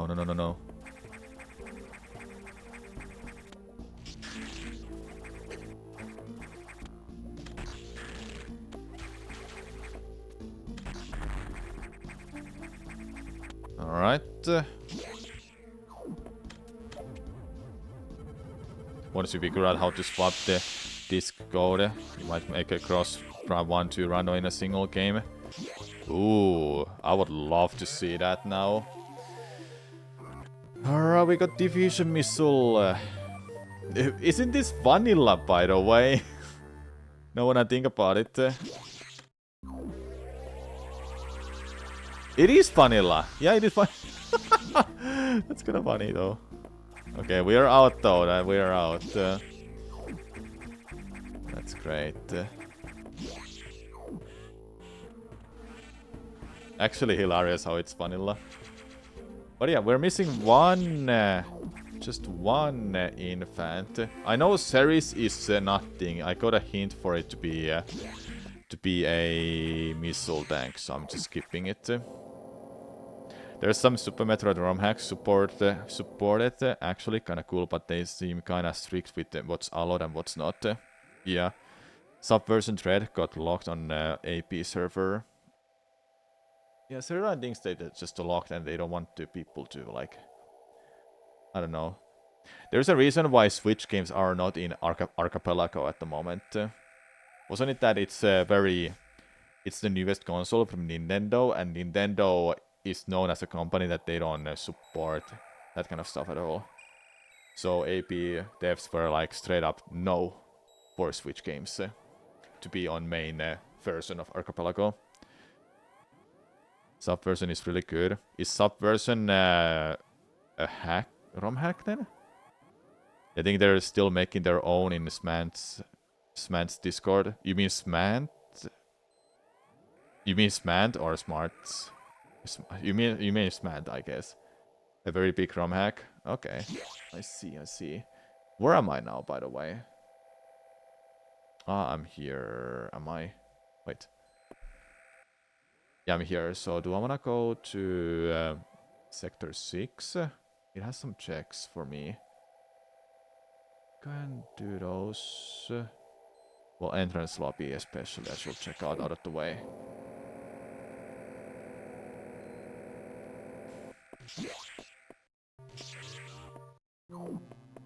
Smart is a Super Metroid editor. Ah, okay, so you meant those. You meant that person, okay. Wait, how am I supposed to... Oh, it's other side hooks. I looked us wrong. I thought you miswrote Testament. Because I know Small Ant has done some Odyssey stuff. Last infant! Woo!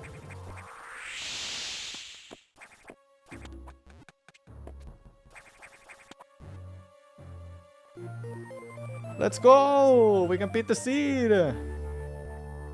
Can we? I don't think nothing stops me. Yeah, nothing stops me from beating the seed. Let's go. Let's beat it then.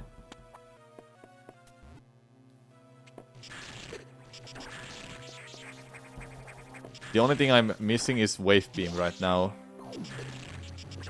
So I'm missing some damage.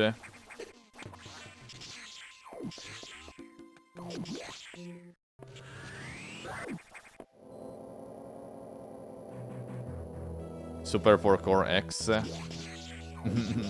I'm not... Wait, do I need Super for that? So I can't beat the seed? Even... No, I can, because the program... the map tracker says I can go beat it. You can, it will just take longer. I'll do it. I'll do it. I'll be fine.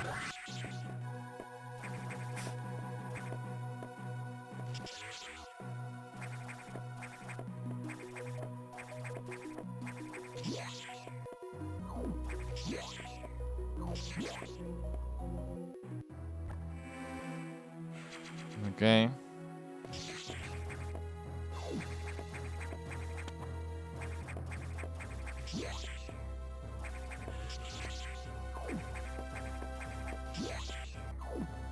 Go, go, go, go.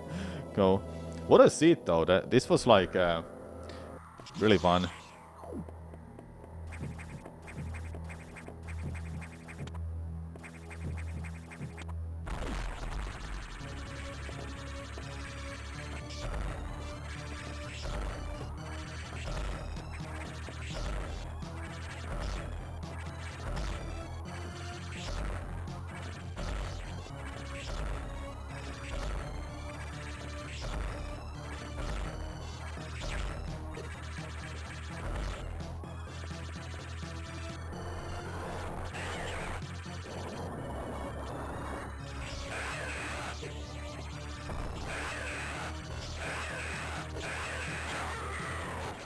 Good thing we have Plasma Beam.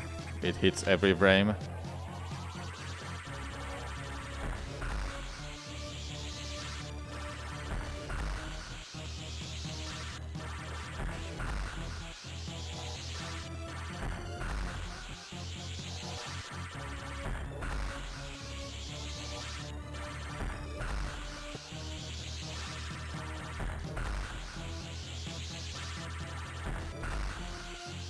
How many hits do you need now when I don't have supers? That was 10 hits, I think. Time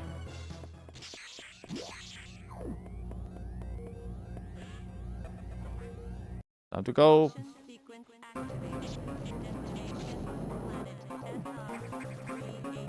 Probably dies twice the amount of its super. Okay. Yeah, so it was 5 more.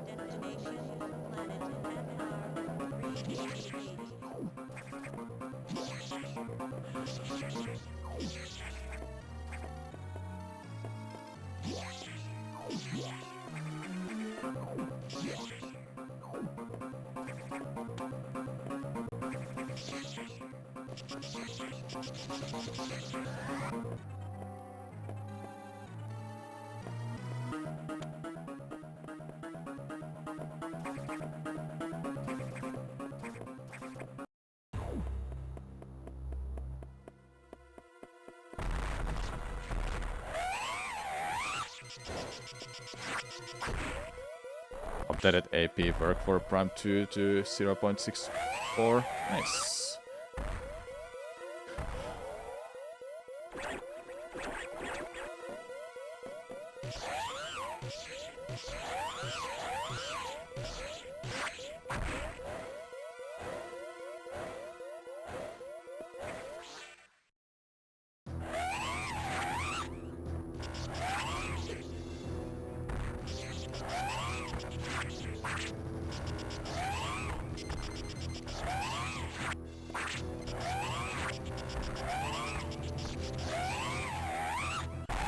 Dude, that was so much stronger than yesterday. Does wave beam make it weaker to use or harder to hit the Omega Metroid? Hey, 1 hour 43 minutes for my second fusion randomizer.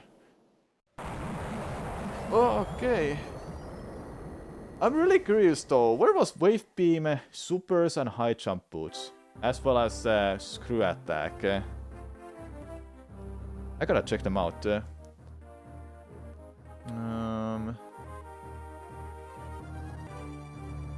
me just make a new set of... so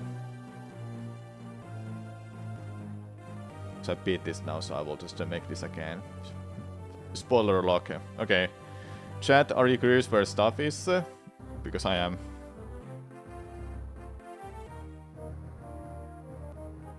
Let's see, where is screw attack? Main deck restricted airlock had screw attack.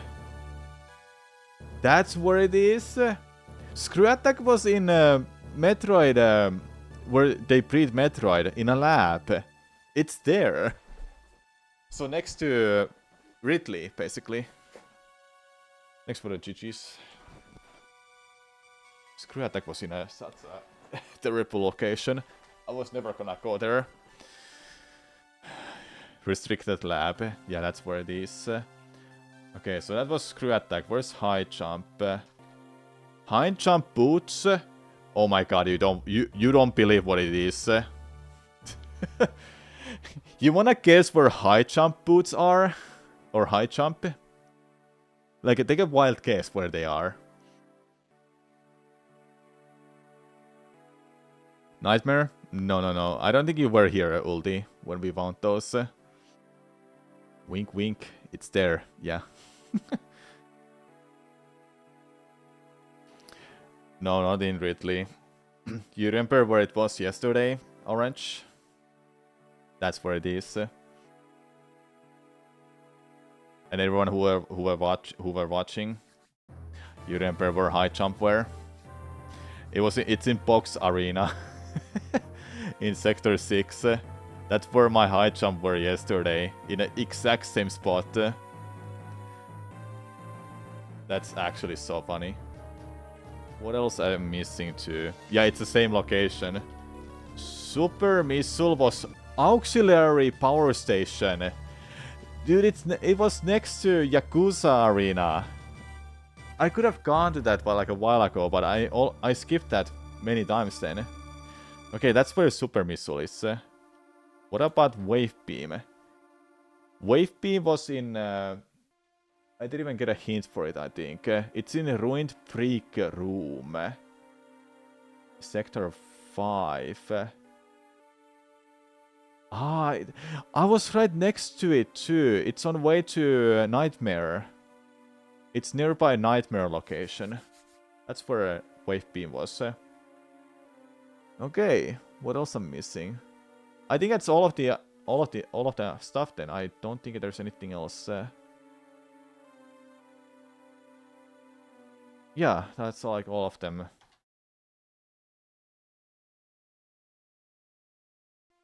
I still can't believe Alcove in Sector 3.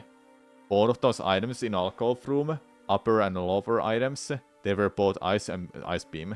Ice missile and ice beam. There's a new update for AoE on Thursday. AoE is what? What game?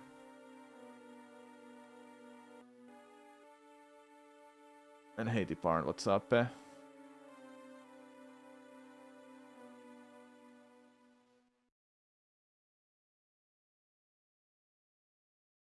Hyrule. Oh, Hyrule War. Oh, Age of Imprisonment. I completely forgot that game existed. All of a sudden, I played it like a week ago. Well, I just beat it. That was a vast seed. I don't know, do I want to do another one, chat? I don't know what I want to do. Should we watch some YouTube video and I'll figure out if I should play anything? Because if I'm being real with you, I do like this stream, and yesterday's streams were kinda chill and not so long.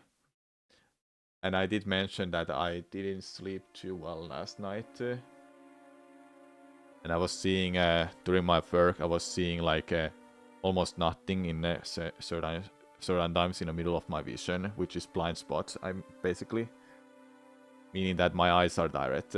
Right now they're not fine. Right now they're fine. So I'm like completely fine. No worries. But I think I should go to sleep a lot earlier today. Try to get 8 to 9 hours sleep, like a proper sleep. Maybe that will just balance my my body and mood and so mood. What? My brain, more likely, more so. So I'm thinking of. Such a short stream though if I stop now, but I do wanna watch a YouTube video. There is something I do wanna check out, chat. Give me a second. We beat this so fast. I was expecting like 2-ish to 3 hours long again, but guess not.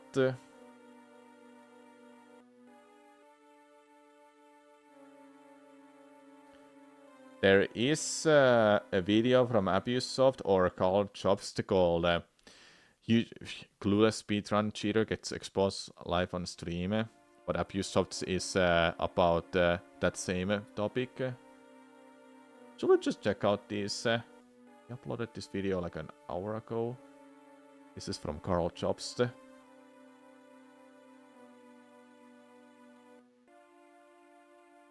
Yeah, might as well. I'm thinking of watching these videos, chat, from Carl Jobst and Abusoft. They're about some speedrun cheaters. You know, I always enjoy watching those videos, that how terrible some people are at cheating. And just so you know, don't ever cheat in video games, please, ever.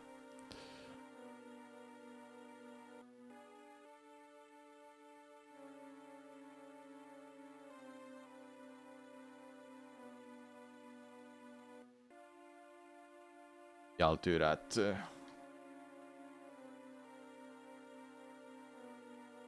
I'll be done after this, everyone. I'll be watching these 2 videos. I really wanna see these. I've been holding on from watching them on my own because I wanna see them by myself. Okay, I can just close this. Close that. Close the tracker. Do you see anything there? You just see a timer. And now you don't. Okay, stop the local recording. Let me find that Abusoft's video to Abusoft's. The dumbest cheated speedrun in FF7 history. Yeah, we'll check out this from Abusoft first. Called the dumbest cheated speedrun in FF7 history. FF7 is Final Fantasy 7. So we'll be checking out this. I'll quickly go to my YouTube channel. I'll just change watching some YouTube videos. There we go. So I'll be chilling now, chat, just watching these videos, and after that I'll be done. I beat that seed way too quickly that I don't want to stop now, you know? I don't want to have this sort of a stream. So I think this is like the correct way I'm doing this. Oh, nice. Let's just fix that. There we go. So this is from Abusoft. Final Fantasy VII I'm is really curious what happened with this. From where it started over 20 years ago to what it looks like now, the run is almost unrecognizable. For example, initially you had to save and quit to skip the Zalem, an overworld monster that chases you. Then it was discovered that by timing your run at the correct time, you could avoid it. And currently, a manipulation is used to catch a chocobo so you can clip through the mountain, so the Zalem isn't even a factor. Clipping through the mountain relied on an exploit with how the game stores triangles in memory, and a few years later, after more research, this same trick was being used to walk across water, effectively skipping all of Disc 1 after Midgar. As time moved on, players pulled the game apart at the code level, figuring out how everything worked so they could optimize or break it. And random encounters were one more thing they solved starting in the 2010s. In the 2000s, runners would go through the various dungeons and take whatever encounters the game gave them. But starting with Puexel's world record, detailed step routes were created that had runners avoid problematic random encounters for the first disc of the game, with a full game step route being implemented in 2013. As time went on, the code behind encounters was deciphered and fully understood, resulting in maximally optimized step routes being created. So, I'd like to ask you something. Given that players are so familiar with the game and how it works, how easy do you think it would be to get something past one of them? FF7 has some of the most dedicated Not mods in all of easy at speedrunning, all. as they spend hours of Impossible, in their fact. day verifying the runs submitted across all the different categories. And they don't just check the start and end time, they check everything. If you don't believe me, you can watch some of them do it live, as Dash Retro often streams himself doing run verifications, explaining to Ooh. viewers why certain strats are used and offering the runners critique and feedback on what they can improve on. I wouldn't be able to do this at all because this is a 7-hour-long speedrun. And talking for that long, explaining everything every day, if you do this every day, it's just these people are dedicated, and I give them brings us to I give them November like all the 2nd. credit The that problem they're with someone crazy that at knows doing how this. the game should behave in every situation is that they will notice any deviation from what's expected, even across a 7-hour run. And as Dash was verifying this run, parts of it raised suspicion. But one action Oh in particular had him no, ask here the it comes. question, how the heck did that happen? In today's video, we'll go over everything he uncovered, why it's suspicious, and look at the proof that definitively shows something happened when it shouldn't be. And this is a video that is not even a world record run. Let that sink for a second. Possible. There are lots of ways to definitively show something happen when it shouldn't be possible. There are lots of ways to travel the overworld in Final Fantasy VII, and even though it has a submarine, one thing it's missing is an ocean-faring ship. But Old School RuneScape is back to sponsor another video because they do have ships, as they just added the sailing skill. Sailing is the first new skill. I've never in played Old School RuneScape, RuneScape's so I have history, like and it no launches on attachment to November that game, 19th, like letting players set at sail all. from existing ports, discover new ones like Pandemonium, and explore the seas of Gielinor. The ocean is divided into 3 different types, with each having its own requirements for successful navigation. And when it comes to manning your ship, you can use NPCs or invite friends for a multiplayer experience. Ships come in many different varieties, with the option to customize them for combat, transport, or resource gathering. Included in this update are over 30 new islands and landmasses to explore, with new enemies like the Kraken and Frost Dragon and ways to level up other skills included in this massive expansion of the game world. Try Old School RuneScape's brand new sailing skill now by using my link osrs.game/Abysoft. And with that, let's sail back to Final Fantasy VII. On Sunday, November 2nd, Dash Retro was streaming attempts of Final Fantasy VII Any% when unfortunately his run died at Materia Keeper, a boss whose HP you need to manipulate to be 7,777 Sorry about Amazon delivery, so to that be when honest. you poison it, the poison tick will Yep. one-shot it with lucky 7s. However, Okay. on Dash's attempt, his Materia Keeper fight spiraled out of control, so he popped in Tormented Souls 2 for a few hours, then decided to verify an FF7 speedrun that had been submitted to the leaderboard by Tiki Liger live on stream. During the first 10 minutes of the run, he comments on Tiki's step count. Encounter 1, 2, 3, 4, 5, 6, 7. Yeah, that's like 7.5 they kind of took, maybe barely 8. So that's fine. It's enough to underwalk the encounter. But what it's gonna do is, if they're using the long range route, it's gonna make it take forever to force the encounter for the preemptive setup. And Yeah, so like stuff like that, he explains there that they know about this game in and out. The step counter is so crucial for the game. I know Abysoft is gonna explain it, but if something like that is off and the moderator notices that, you know something is off for the run. Since you probably don't know what a step count is or what he's talking about, let me 13 explain. viewers, that's the In most Final you've ever Fantasy seen VII, on a there's stream. You variable must be called the famous. danger value I'm that not goes famous. up every step you take. So putting it on a graph, you see the danger Why value is that on the cloud y-axis and the number icon? of steps on the x-axis. There's a further distinction with steps, however, as steps taken while walking generate less danger than steps taken while running, but the main point here is that moving increases your danger value. So you might be wondering, what about the danger value going up triggers an encounter? And that's something called the step ID.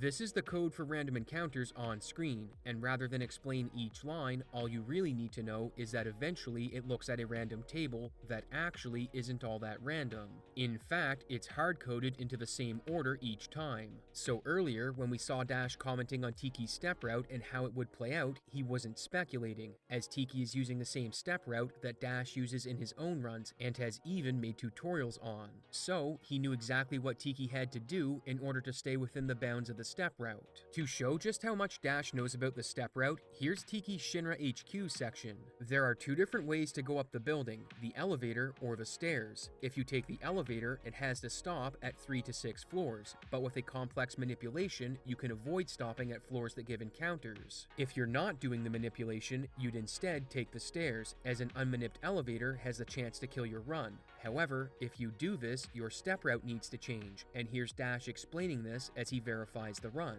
And then taking the battle back here is very good on stairs, because the thing about this fight, this room is not hostile before you get that fight, and it is hostile after you get the fight. And that's why when we come down from the elevator, we run really close to them right here before we initiate the fight. We run underneath the detection box because we want to not use steps. Right. It should be clear by now that Dash knows a lot about the step route, and before we continue, we should talk about the overworld briefly, as it will become relevant later.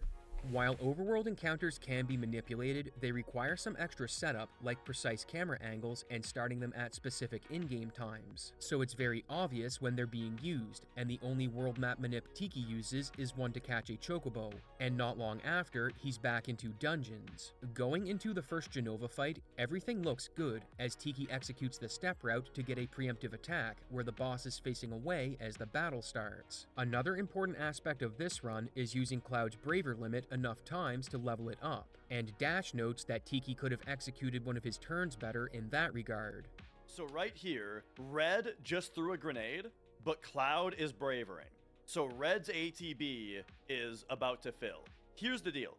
Her next turn is already queued up. It does not matter when you put in this red grenade. So what you should do is don't put in Red's grenade until Cloud's ATB refills, and then put his in first, so that he stays first in the turn order. It's honestly quite impressive that no matter how far Tiki deviates from the optimal strategy in a fight, whether from his own error or RNG on the game's part, that Dash knows exactly what to do to recover or minimize the time loss. Going back to the overworld, in the first half of the game, there are a lot of sections where you need to navigate the world map, and Dash notices something that seems completely insane. Speedruns these days have got to this point that they're like a science. They're down to science now. It's not just about you play the game and that's it, like how it used to be for me back in the days. Nowadays, if I want to be really good at these games, I have to like study everything. I love speedrunning, but it takes so much time and effort to do any of these, which is why I barely do some speedrun stuff anymore. I love speedrunning though, like I said. It's just with all the new games, what I do is that I try to do it for some time, and once it gets to that point that it gets too optimized, or to the point I'm just not interested of learning ins and outs of everything. And also other stuff interests me. I don't want to stay on one game for months, you know. I didn't lose interest to Silk Song. I just don't want to feel like playing it right now. So that's like one reason why I'm not doing runs for those. Besides, Metroid Prime 4 is coming out soon, so I'm gonna be playing that. Then I'll probably speedrun it, most likely. So that's kind of why I don't do any more like grinding and such, because it requires that you practice like every single part of the game. Tiki isn't manipulating his overworld encounters, and his luck is completely nuts. This is no world map minute. That is insane luck. Dude, the world map traversals on this run have been crazy. We'll circle back to the world map later, because up next, Tiki takes a fight in the City of the Ancients as he's getting the water ring, and you're supposed to take 18.5 steps after the battle to maintain the step route, which he does. However, he does it in a very surprising way. Let's see if you can catch it before Dash does.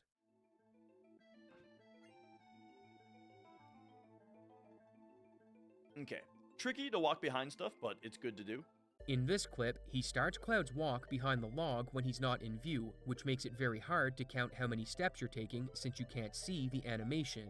It's not impossible to do this if you've spent a lot of time practicing this section or have a good cadence with Cloud's walk animation, but since you can take the walking steps after running under the log, it is strange to do this when Cloud isn't visible. In fact, Dash rewinds this section and does the count to see if he can maintain the cadence for the correct step number, and he gets it wrong twice, which puzzles him at first, before finally counting out 18.5 steps on his third attempt. And not long after, Tiki takes another surprising action when it comes to the step route. After getting the water ring, Tiki takes another encounter almost immediately after loading the next map, but it's not this encounter that has Dash surprised, it's Tiki's movement after the battle. On this screen, you need to take 18 steps. However, when the battle is over, you have control of Cloud as the screen fades in, and for a small period of time, you can't see what's going on.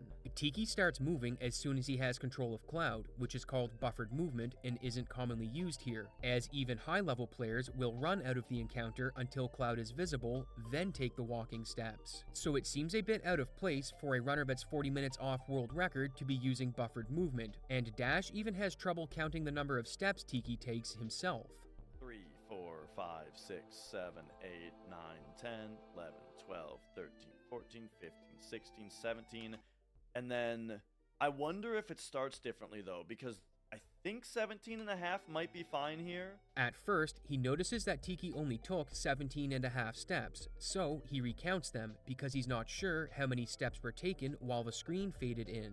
But then he sees that after completing the walk, Tiki does another small walk after running for a bit. This is very surprising to Dash, since a runner this far from world record not only is buffering movement out of a fight, but they're also able to recognize that they stopped walking half a step too early and corrected the mistake just a second later. From someone with a 726, it's very surprising to see them catch an underwalk.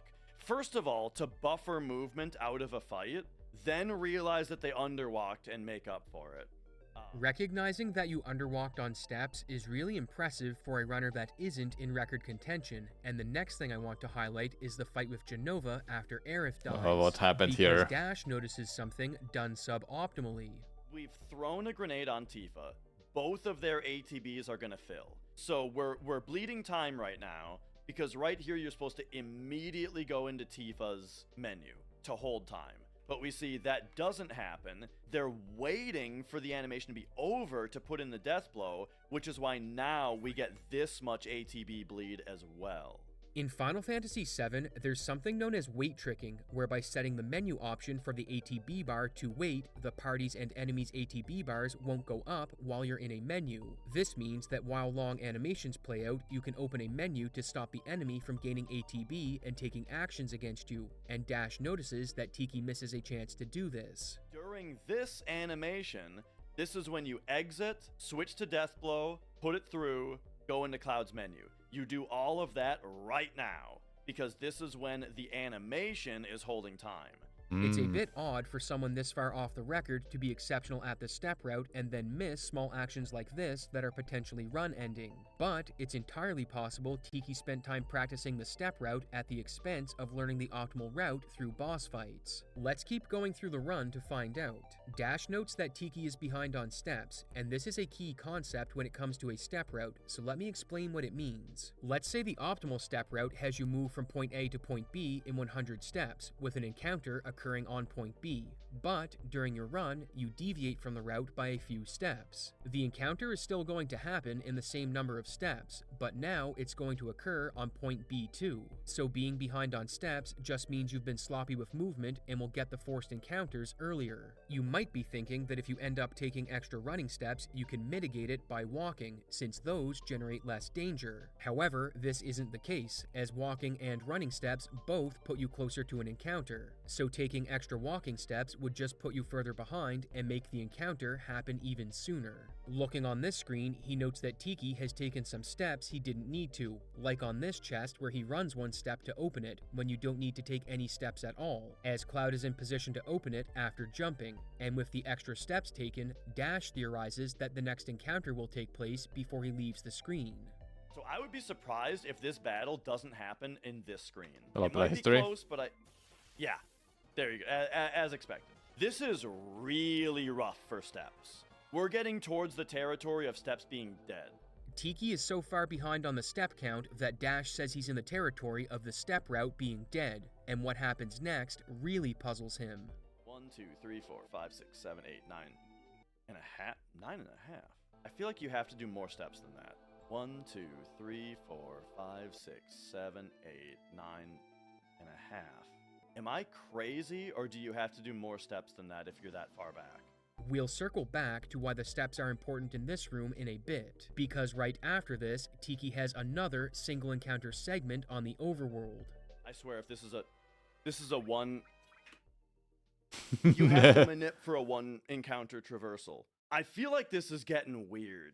Dash's suspicions were on full alert, and after going through Tiki's world map encounters, he sees a picture that statistically is very unlikely to happen, as 4 different sections of long overworld navigation only get a single encounter.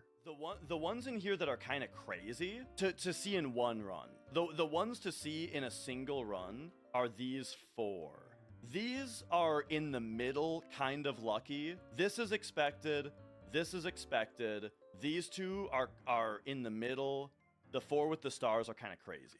Despite this, he continues verifying the run, and funnily enough, a viewer says that he sounds suspicious, and their timing couldn't have been better, because what happens next completely blows Dash's mind. Okay, what is it? Sounds suspicious. It might come off that way. The world map stuff is nutty. Like, there's a reason we do manips, you know?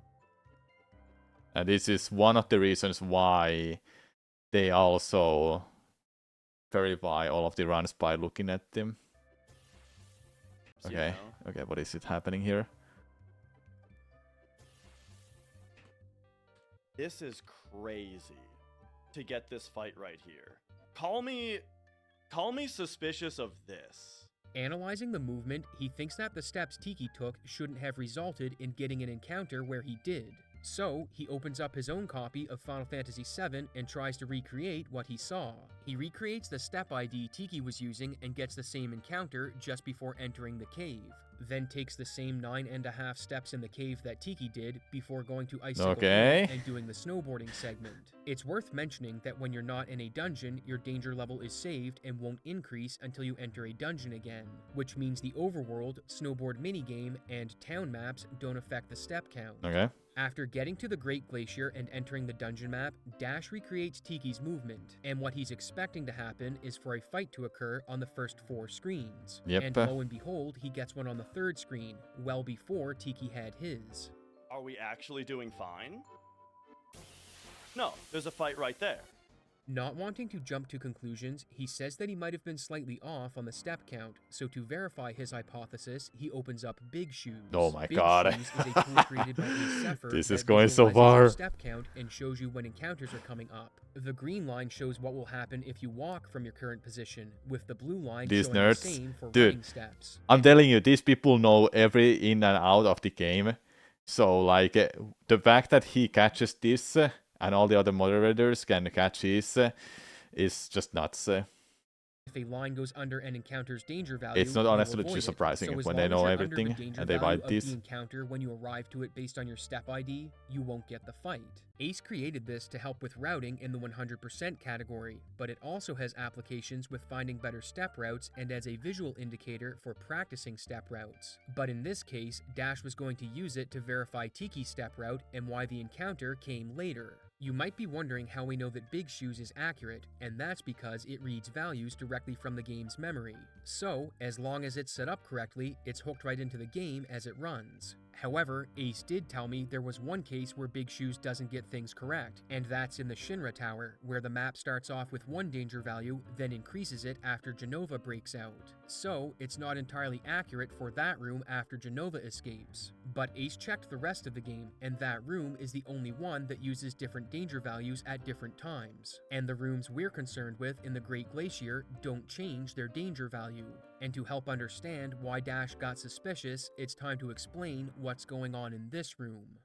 This cave has a higher danger level than the rooms before and after it, so what you ideally want to have happen is for an encounter to take place as far into it as possible, as your danger value resets to 0 after the fight. This way, you spend as little time as possible increasing your danger value in the high danger room after the encounter. But if you're behind on steps, you'll get the fight earlier in the room. And fortunately, there are different step routes you can take depending on where in the room you get the fight, so that you can correct the step route and avoid encounters on the screens coming up. However, in Tiki's run, he's so far behind on the step route that the encounter that should take place in the cave happens just before he enters it, then only takes 9.5 steps. It's like half once inside, abrasive. so his next encounter should be a lot earlier than when he gets it. And when Dash used Big Shoes to recreate Tiki's movement, he got an encounter where he expected it to occur, not where Tiki got his. So, what does this mean?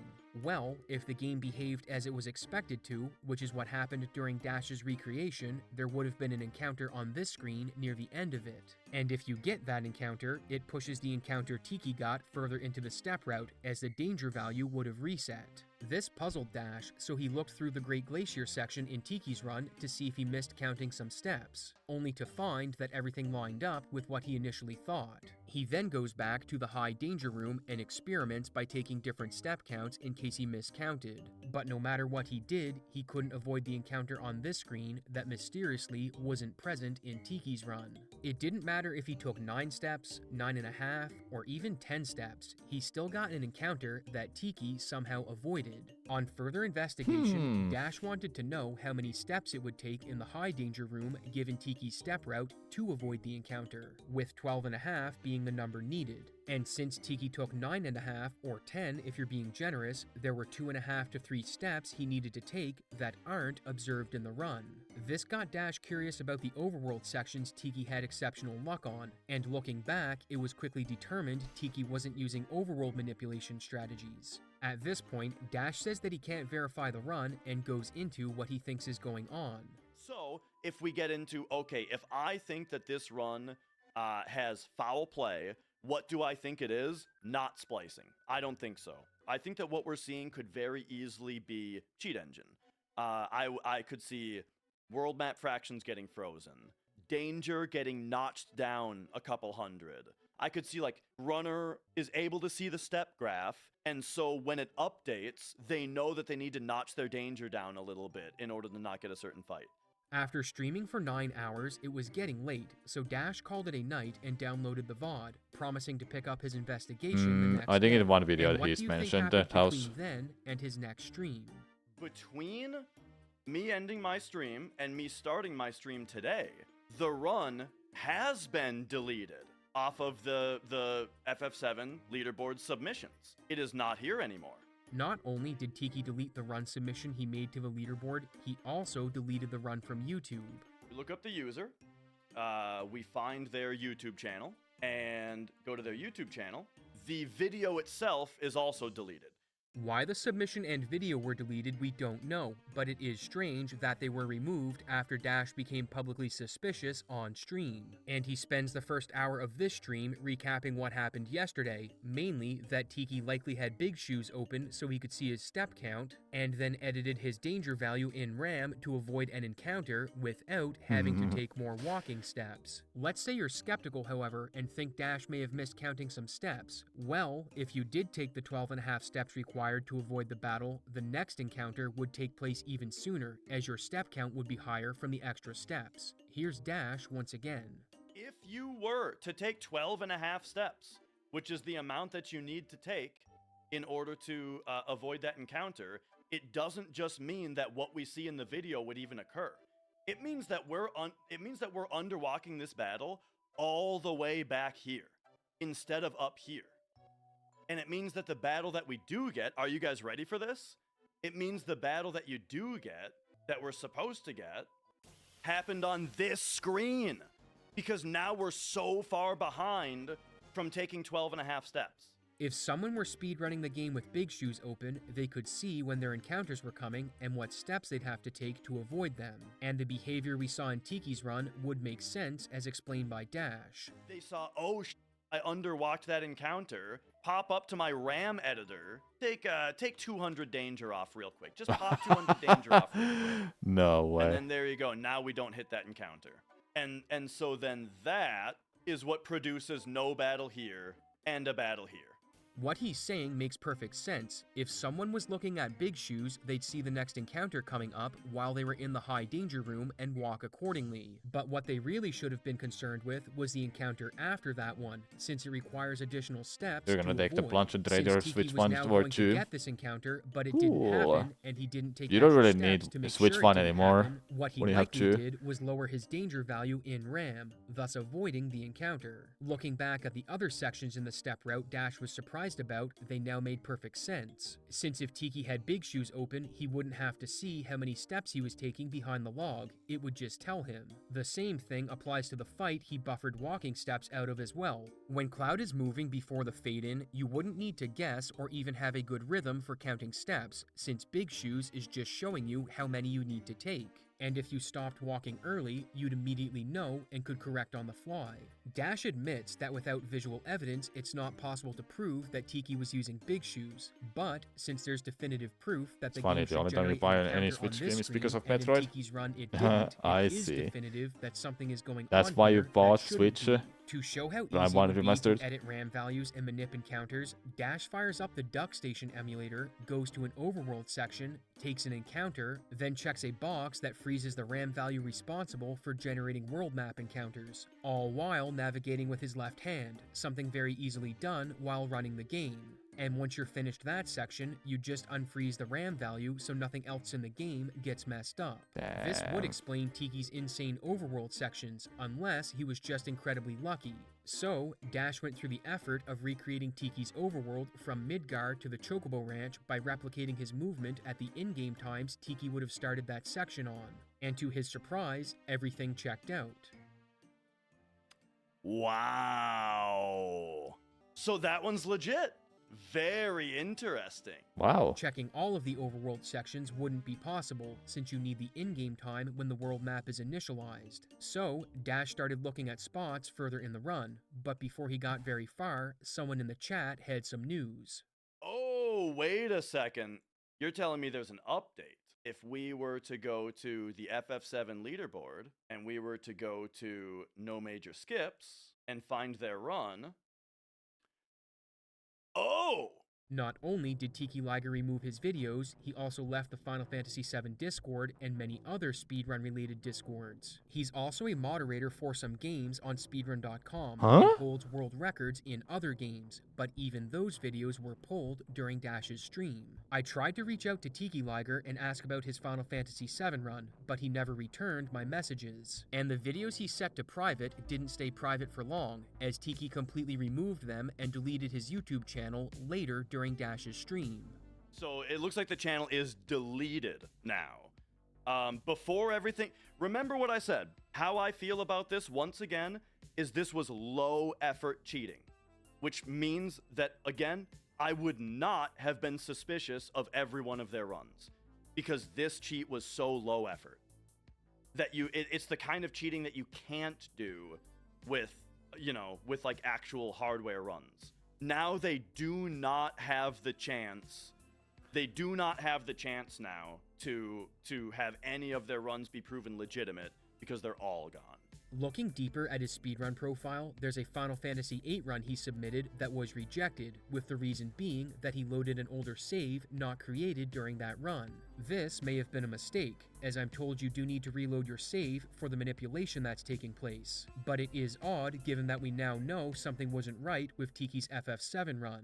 Given the definitive evidence that an encounter was skipped, the circumstantial evidence that points to Big Shoes being used, and Tiki deleting everything, it appears as though the game was tampered with in his run.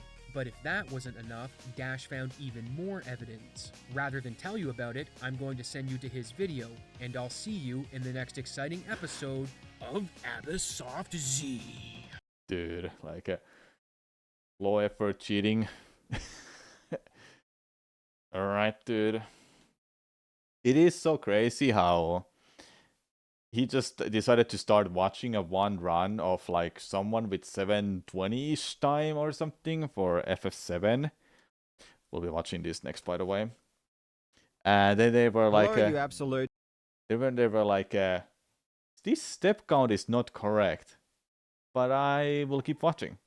Okay, we'll watch this called This Cheated Speedrun is So Bad I Lost Brain Cells. This is not about FF7 or it's something else. Hello, you absolute legends. Okay, what is going Back on? in May, Logitech ran a speedrunning competition on Twin Galaxy's new platform called Aim and Run 2. As you can guess by the name, this was the second iteration of this competition, with the first one taking place around a month prior. For the competition, Logitech commissioned the creation of a custom Counter-Strike 2 map and asked players to get through the course as fast as they could. The prizes they offered were pretty legit. First place got an insane golden mouse along with a keyboard, the top 10 all received a mouse and keyboard, and they even gave away a mouse for everyone inside the top 100. Ooh. And this mouse is valued at over $100 US. So for a fun little speedrunning competition, it seemed like quite a bit of money was invested in prizes. Plus, if you placed in the top 50 and included webcam footage of yourself using a Logitech keyboard or mouse, you even got a Pro X2 wireless gaming headset, which is valued at over $200. But alongside prizes for going fast, they also included a special bonus prize for the first 5 entries that had a time ending in 8.88. This was called the Accuracy Challenge, and meant that you didn't necessarily need to go fast to win a prize. Even if you were slow, you could just sandbag at the end and try to win the challenge by exiting on the perfect frame. And that's exactly what the player Exotic Alec did. His run wasn't fast by any stretch of the imagination, and it was clear from his run that he wasn't intending to be. He fell off the course multiple times, so he obviously didn't care about getting a flawless run, and at the end, he camped the exit until he could leave with a time ending in 8.88.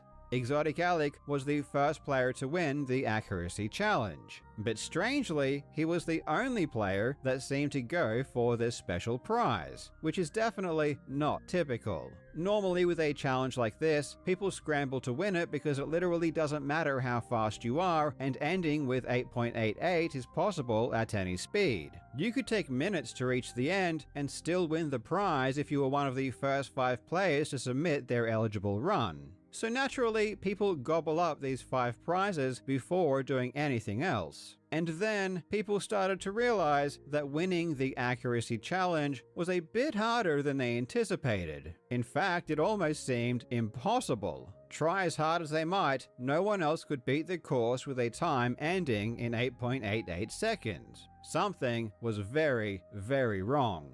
And today, we will take a look at one of the worst attempts at a fake speedrun I think I've ever seen. I really hope you enjoy. Here we go. Now legends, it's Christmas time, and what better way to spoil yourself or someone you love than with a beautiful poster from Displate. Displate offers metal posters that not only look amazing, but are also very durable and easy to install using their magnet mounting system. Wanna see something, chat? Let me show you. There's my instant webcam. Is it even working? All up. Just It's not even on. Okay. Never mind. Guess I'm not gonna show them. But I have some displays in my wall, but I can't show them out because my but webcam it is not also working. means you can quickly swap them around whenever you want. I think if you or someone you know loves a game or a story, you should celebrate it with a poster from Displate. Displate offers officially licensed designs from all of your favorite game, TV, and movie franchises. I'm not ashamed to admit it, I am a huge K-pop Demon Hunters fan, so I'm definitely going to be grabbing one of their official artworks. These artworks are seriously incredible, and there are more than 2 million to choose from. That Displate looks ships beautiful. very quickly all around the world, so if you want to get something for Christmas, now is the time. And Displate is offering a massive Black Friday discount of up to 46% off. Just click my link in the description or scan the QR code on screen and use code JOBS to get up to 46% off your order. Displate has always supported me, and I cannot recommend them enough.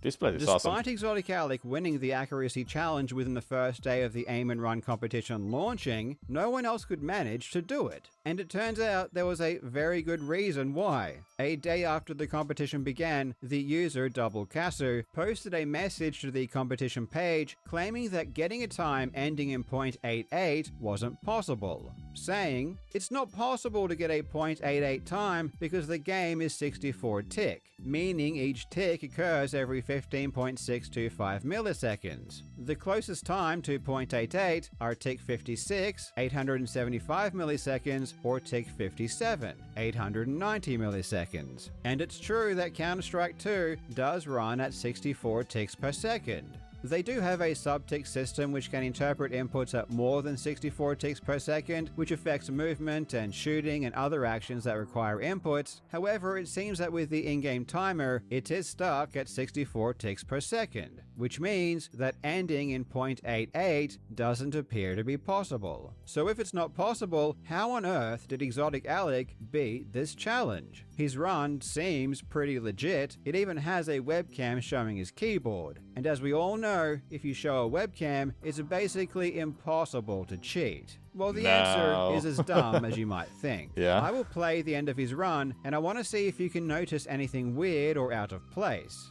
Definitely feel free to use the frame advance feature if you need to, and I really want to give you a chance to catch the discrepancy before I spoil it. So here we go.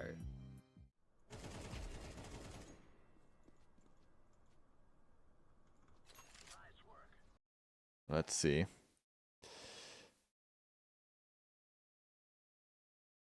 Do I see it myself? He literally like shakes the mouse for no reason there too, which is kind of strange. And look at the time. Oh yeah.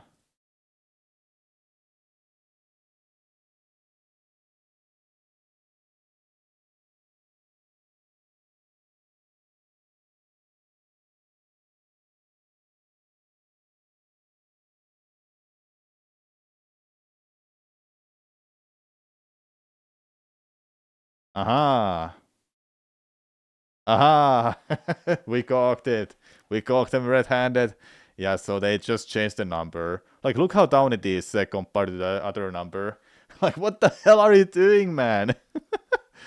Okay, well, that's something. Yep, we saw it.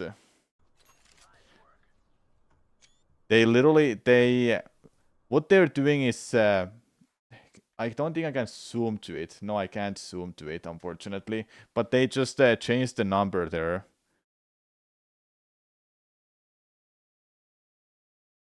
You see how it is not in the same spot. Yeah, it's moving. It's moving. They changed the number.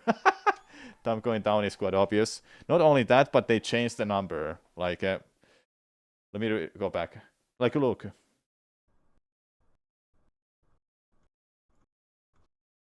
Yeah, they changed the number there. Just give me a second.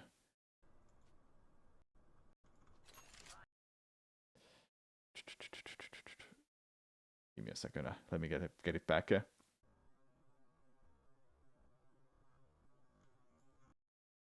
Yeah, there's 890 right now. Then they changed it to 8. We're doing some of this each stage called check time to check out the against anyway. Yeah, I can do that as well. So the number was changed. Like you can see it how it's moving there every frame too.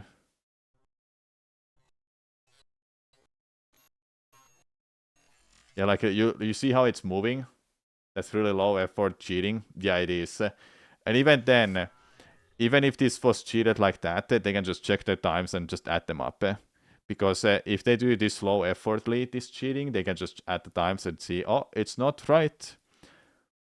So yeah, they just edited that in.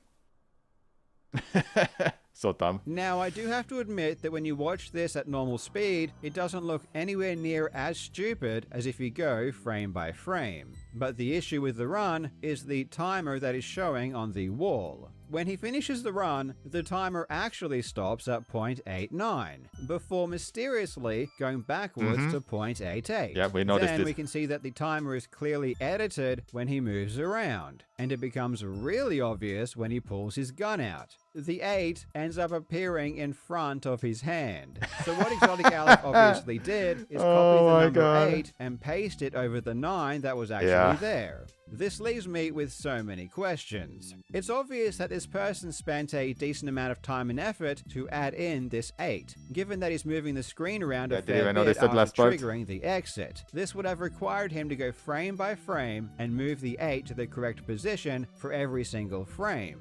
Evidently, he didn't do a very good job, because we can see the 8 move around a bunch compared to all of the other numbers. But to even get to this point still would have required a decent amount of work. He even edited the smaller timer showing down below.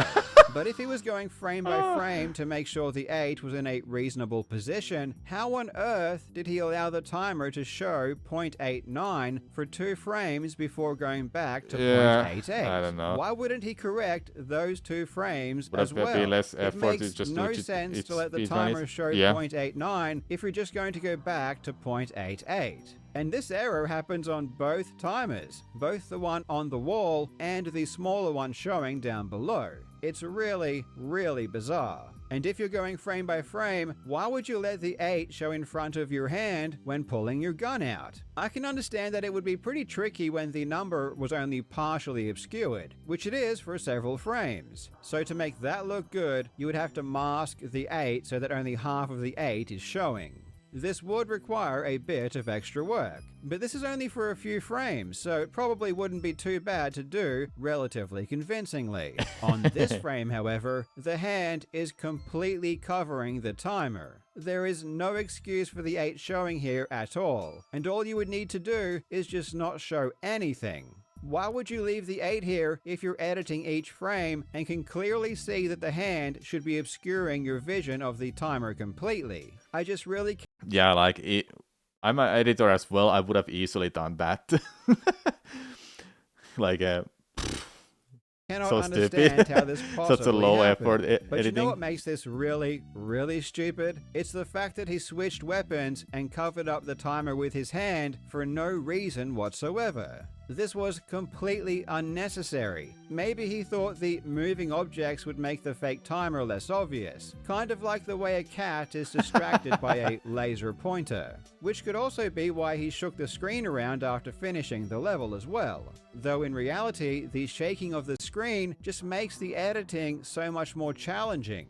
A challenge that he clearly didn't care to overcome with any high level of competency. I'm going to give Exotic Alec a really simple solution that would solve all of his problems. Stop moving the camera around if you're going to try and cheat like this. It's almost as if he's having a stroke or something. Just finish the course and stand still. That way all of these issues don't come up. Between these 2 frames, the 8 seems to change position and size, even though the camera doesn't move and the numbers next to it hardly move either. I don't know exactly what method this guy used, but it seems like the 8 is moving and changing on every single frame, which shouldn't be necessary. Whatever he did was just really, really, really dumb.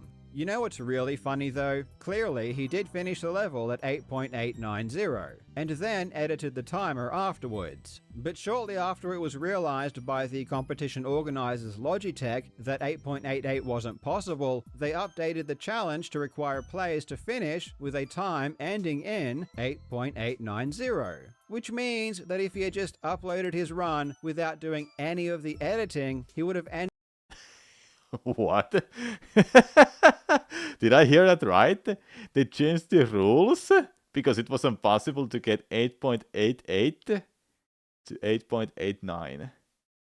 Up being one of the first uploaded his run without doing any of the editing, he would have ended up being one of the first 5 with that time, and he would have won the prize. Yes, I know there is no way he could have predicted that, but it's still pretty funny nonetheless. Anyway, in a shocking turn of events, Exotic Alex's edited timer was quickly spotted by other players, and he was promptly banned. And now, I want to do something fun. I want to challenge you to see if you can fix Exotic Alex's run and make it look believable. I will put a link to his run in the description so you can download the raw file. And I'm curious to see if anyone out there can make it look half decent. I even asked the sponsor of this video, Displate, to give away a free poster to the person who can do the best job at making Exotic Alex's run possible. In order to enter, just put your fixed version in the Competition Hub channel in my Discord, and people will be able to vote on which one they think is the most believable by reacting to it with an eggplant emoji. The video with the most eggplant emojis by December 10 will win. But I will also have some fun and critique some of the other entries in a future video as well. So even if you don't win, you still might see your entry showcased in a future video, and I will either praise you for doing such a good job or make fun of you and point out all of the mistakes you made.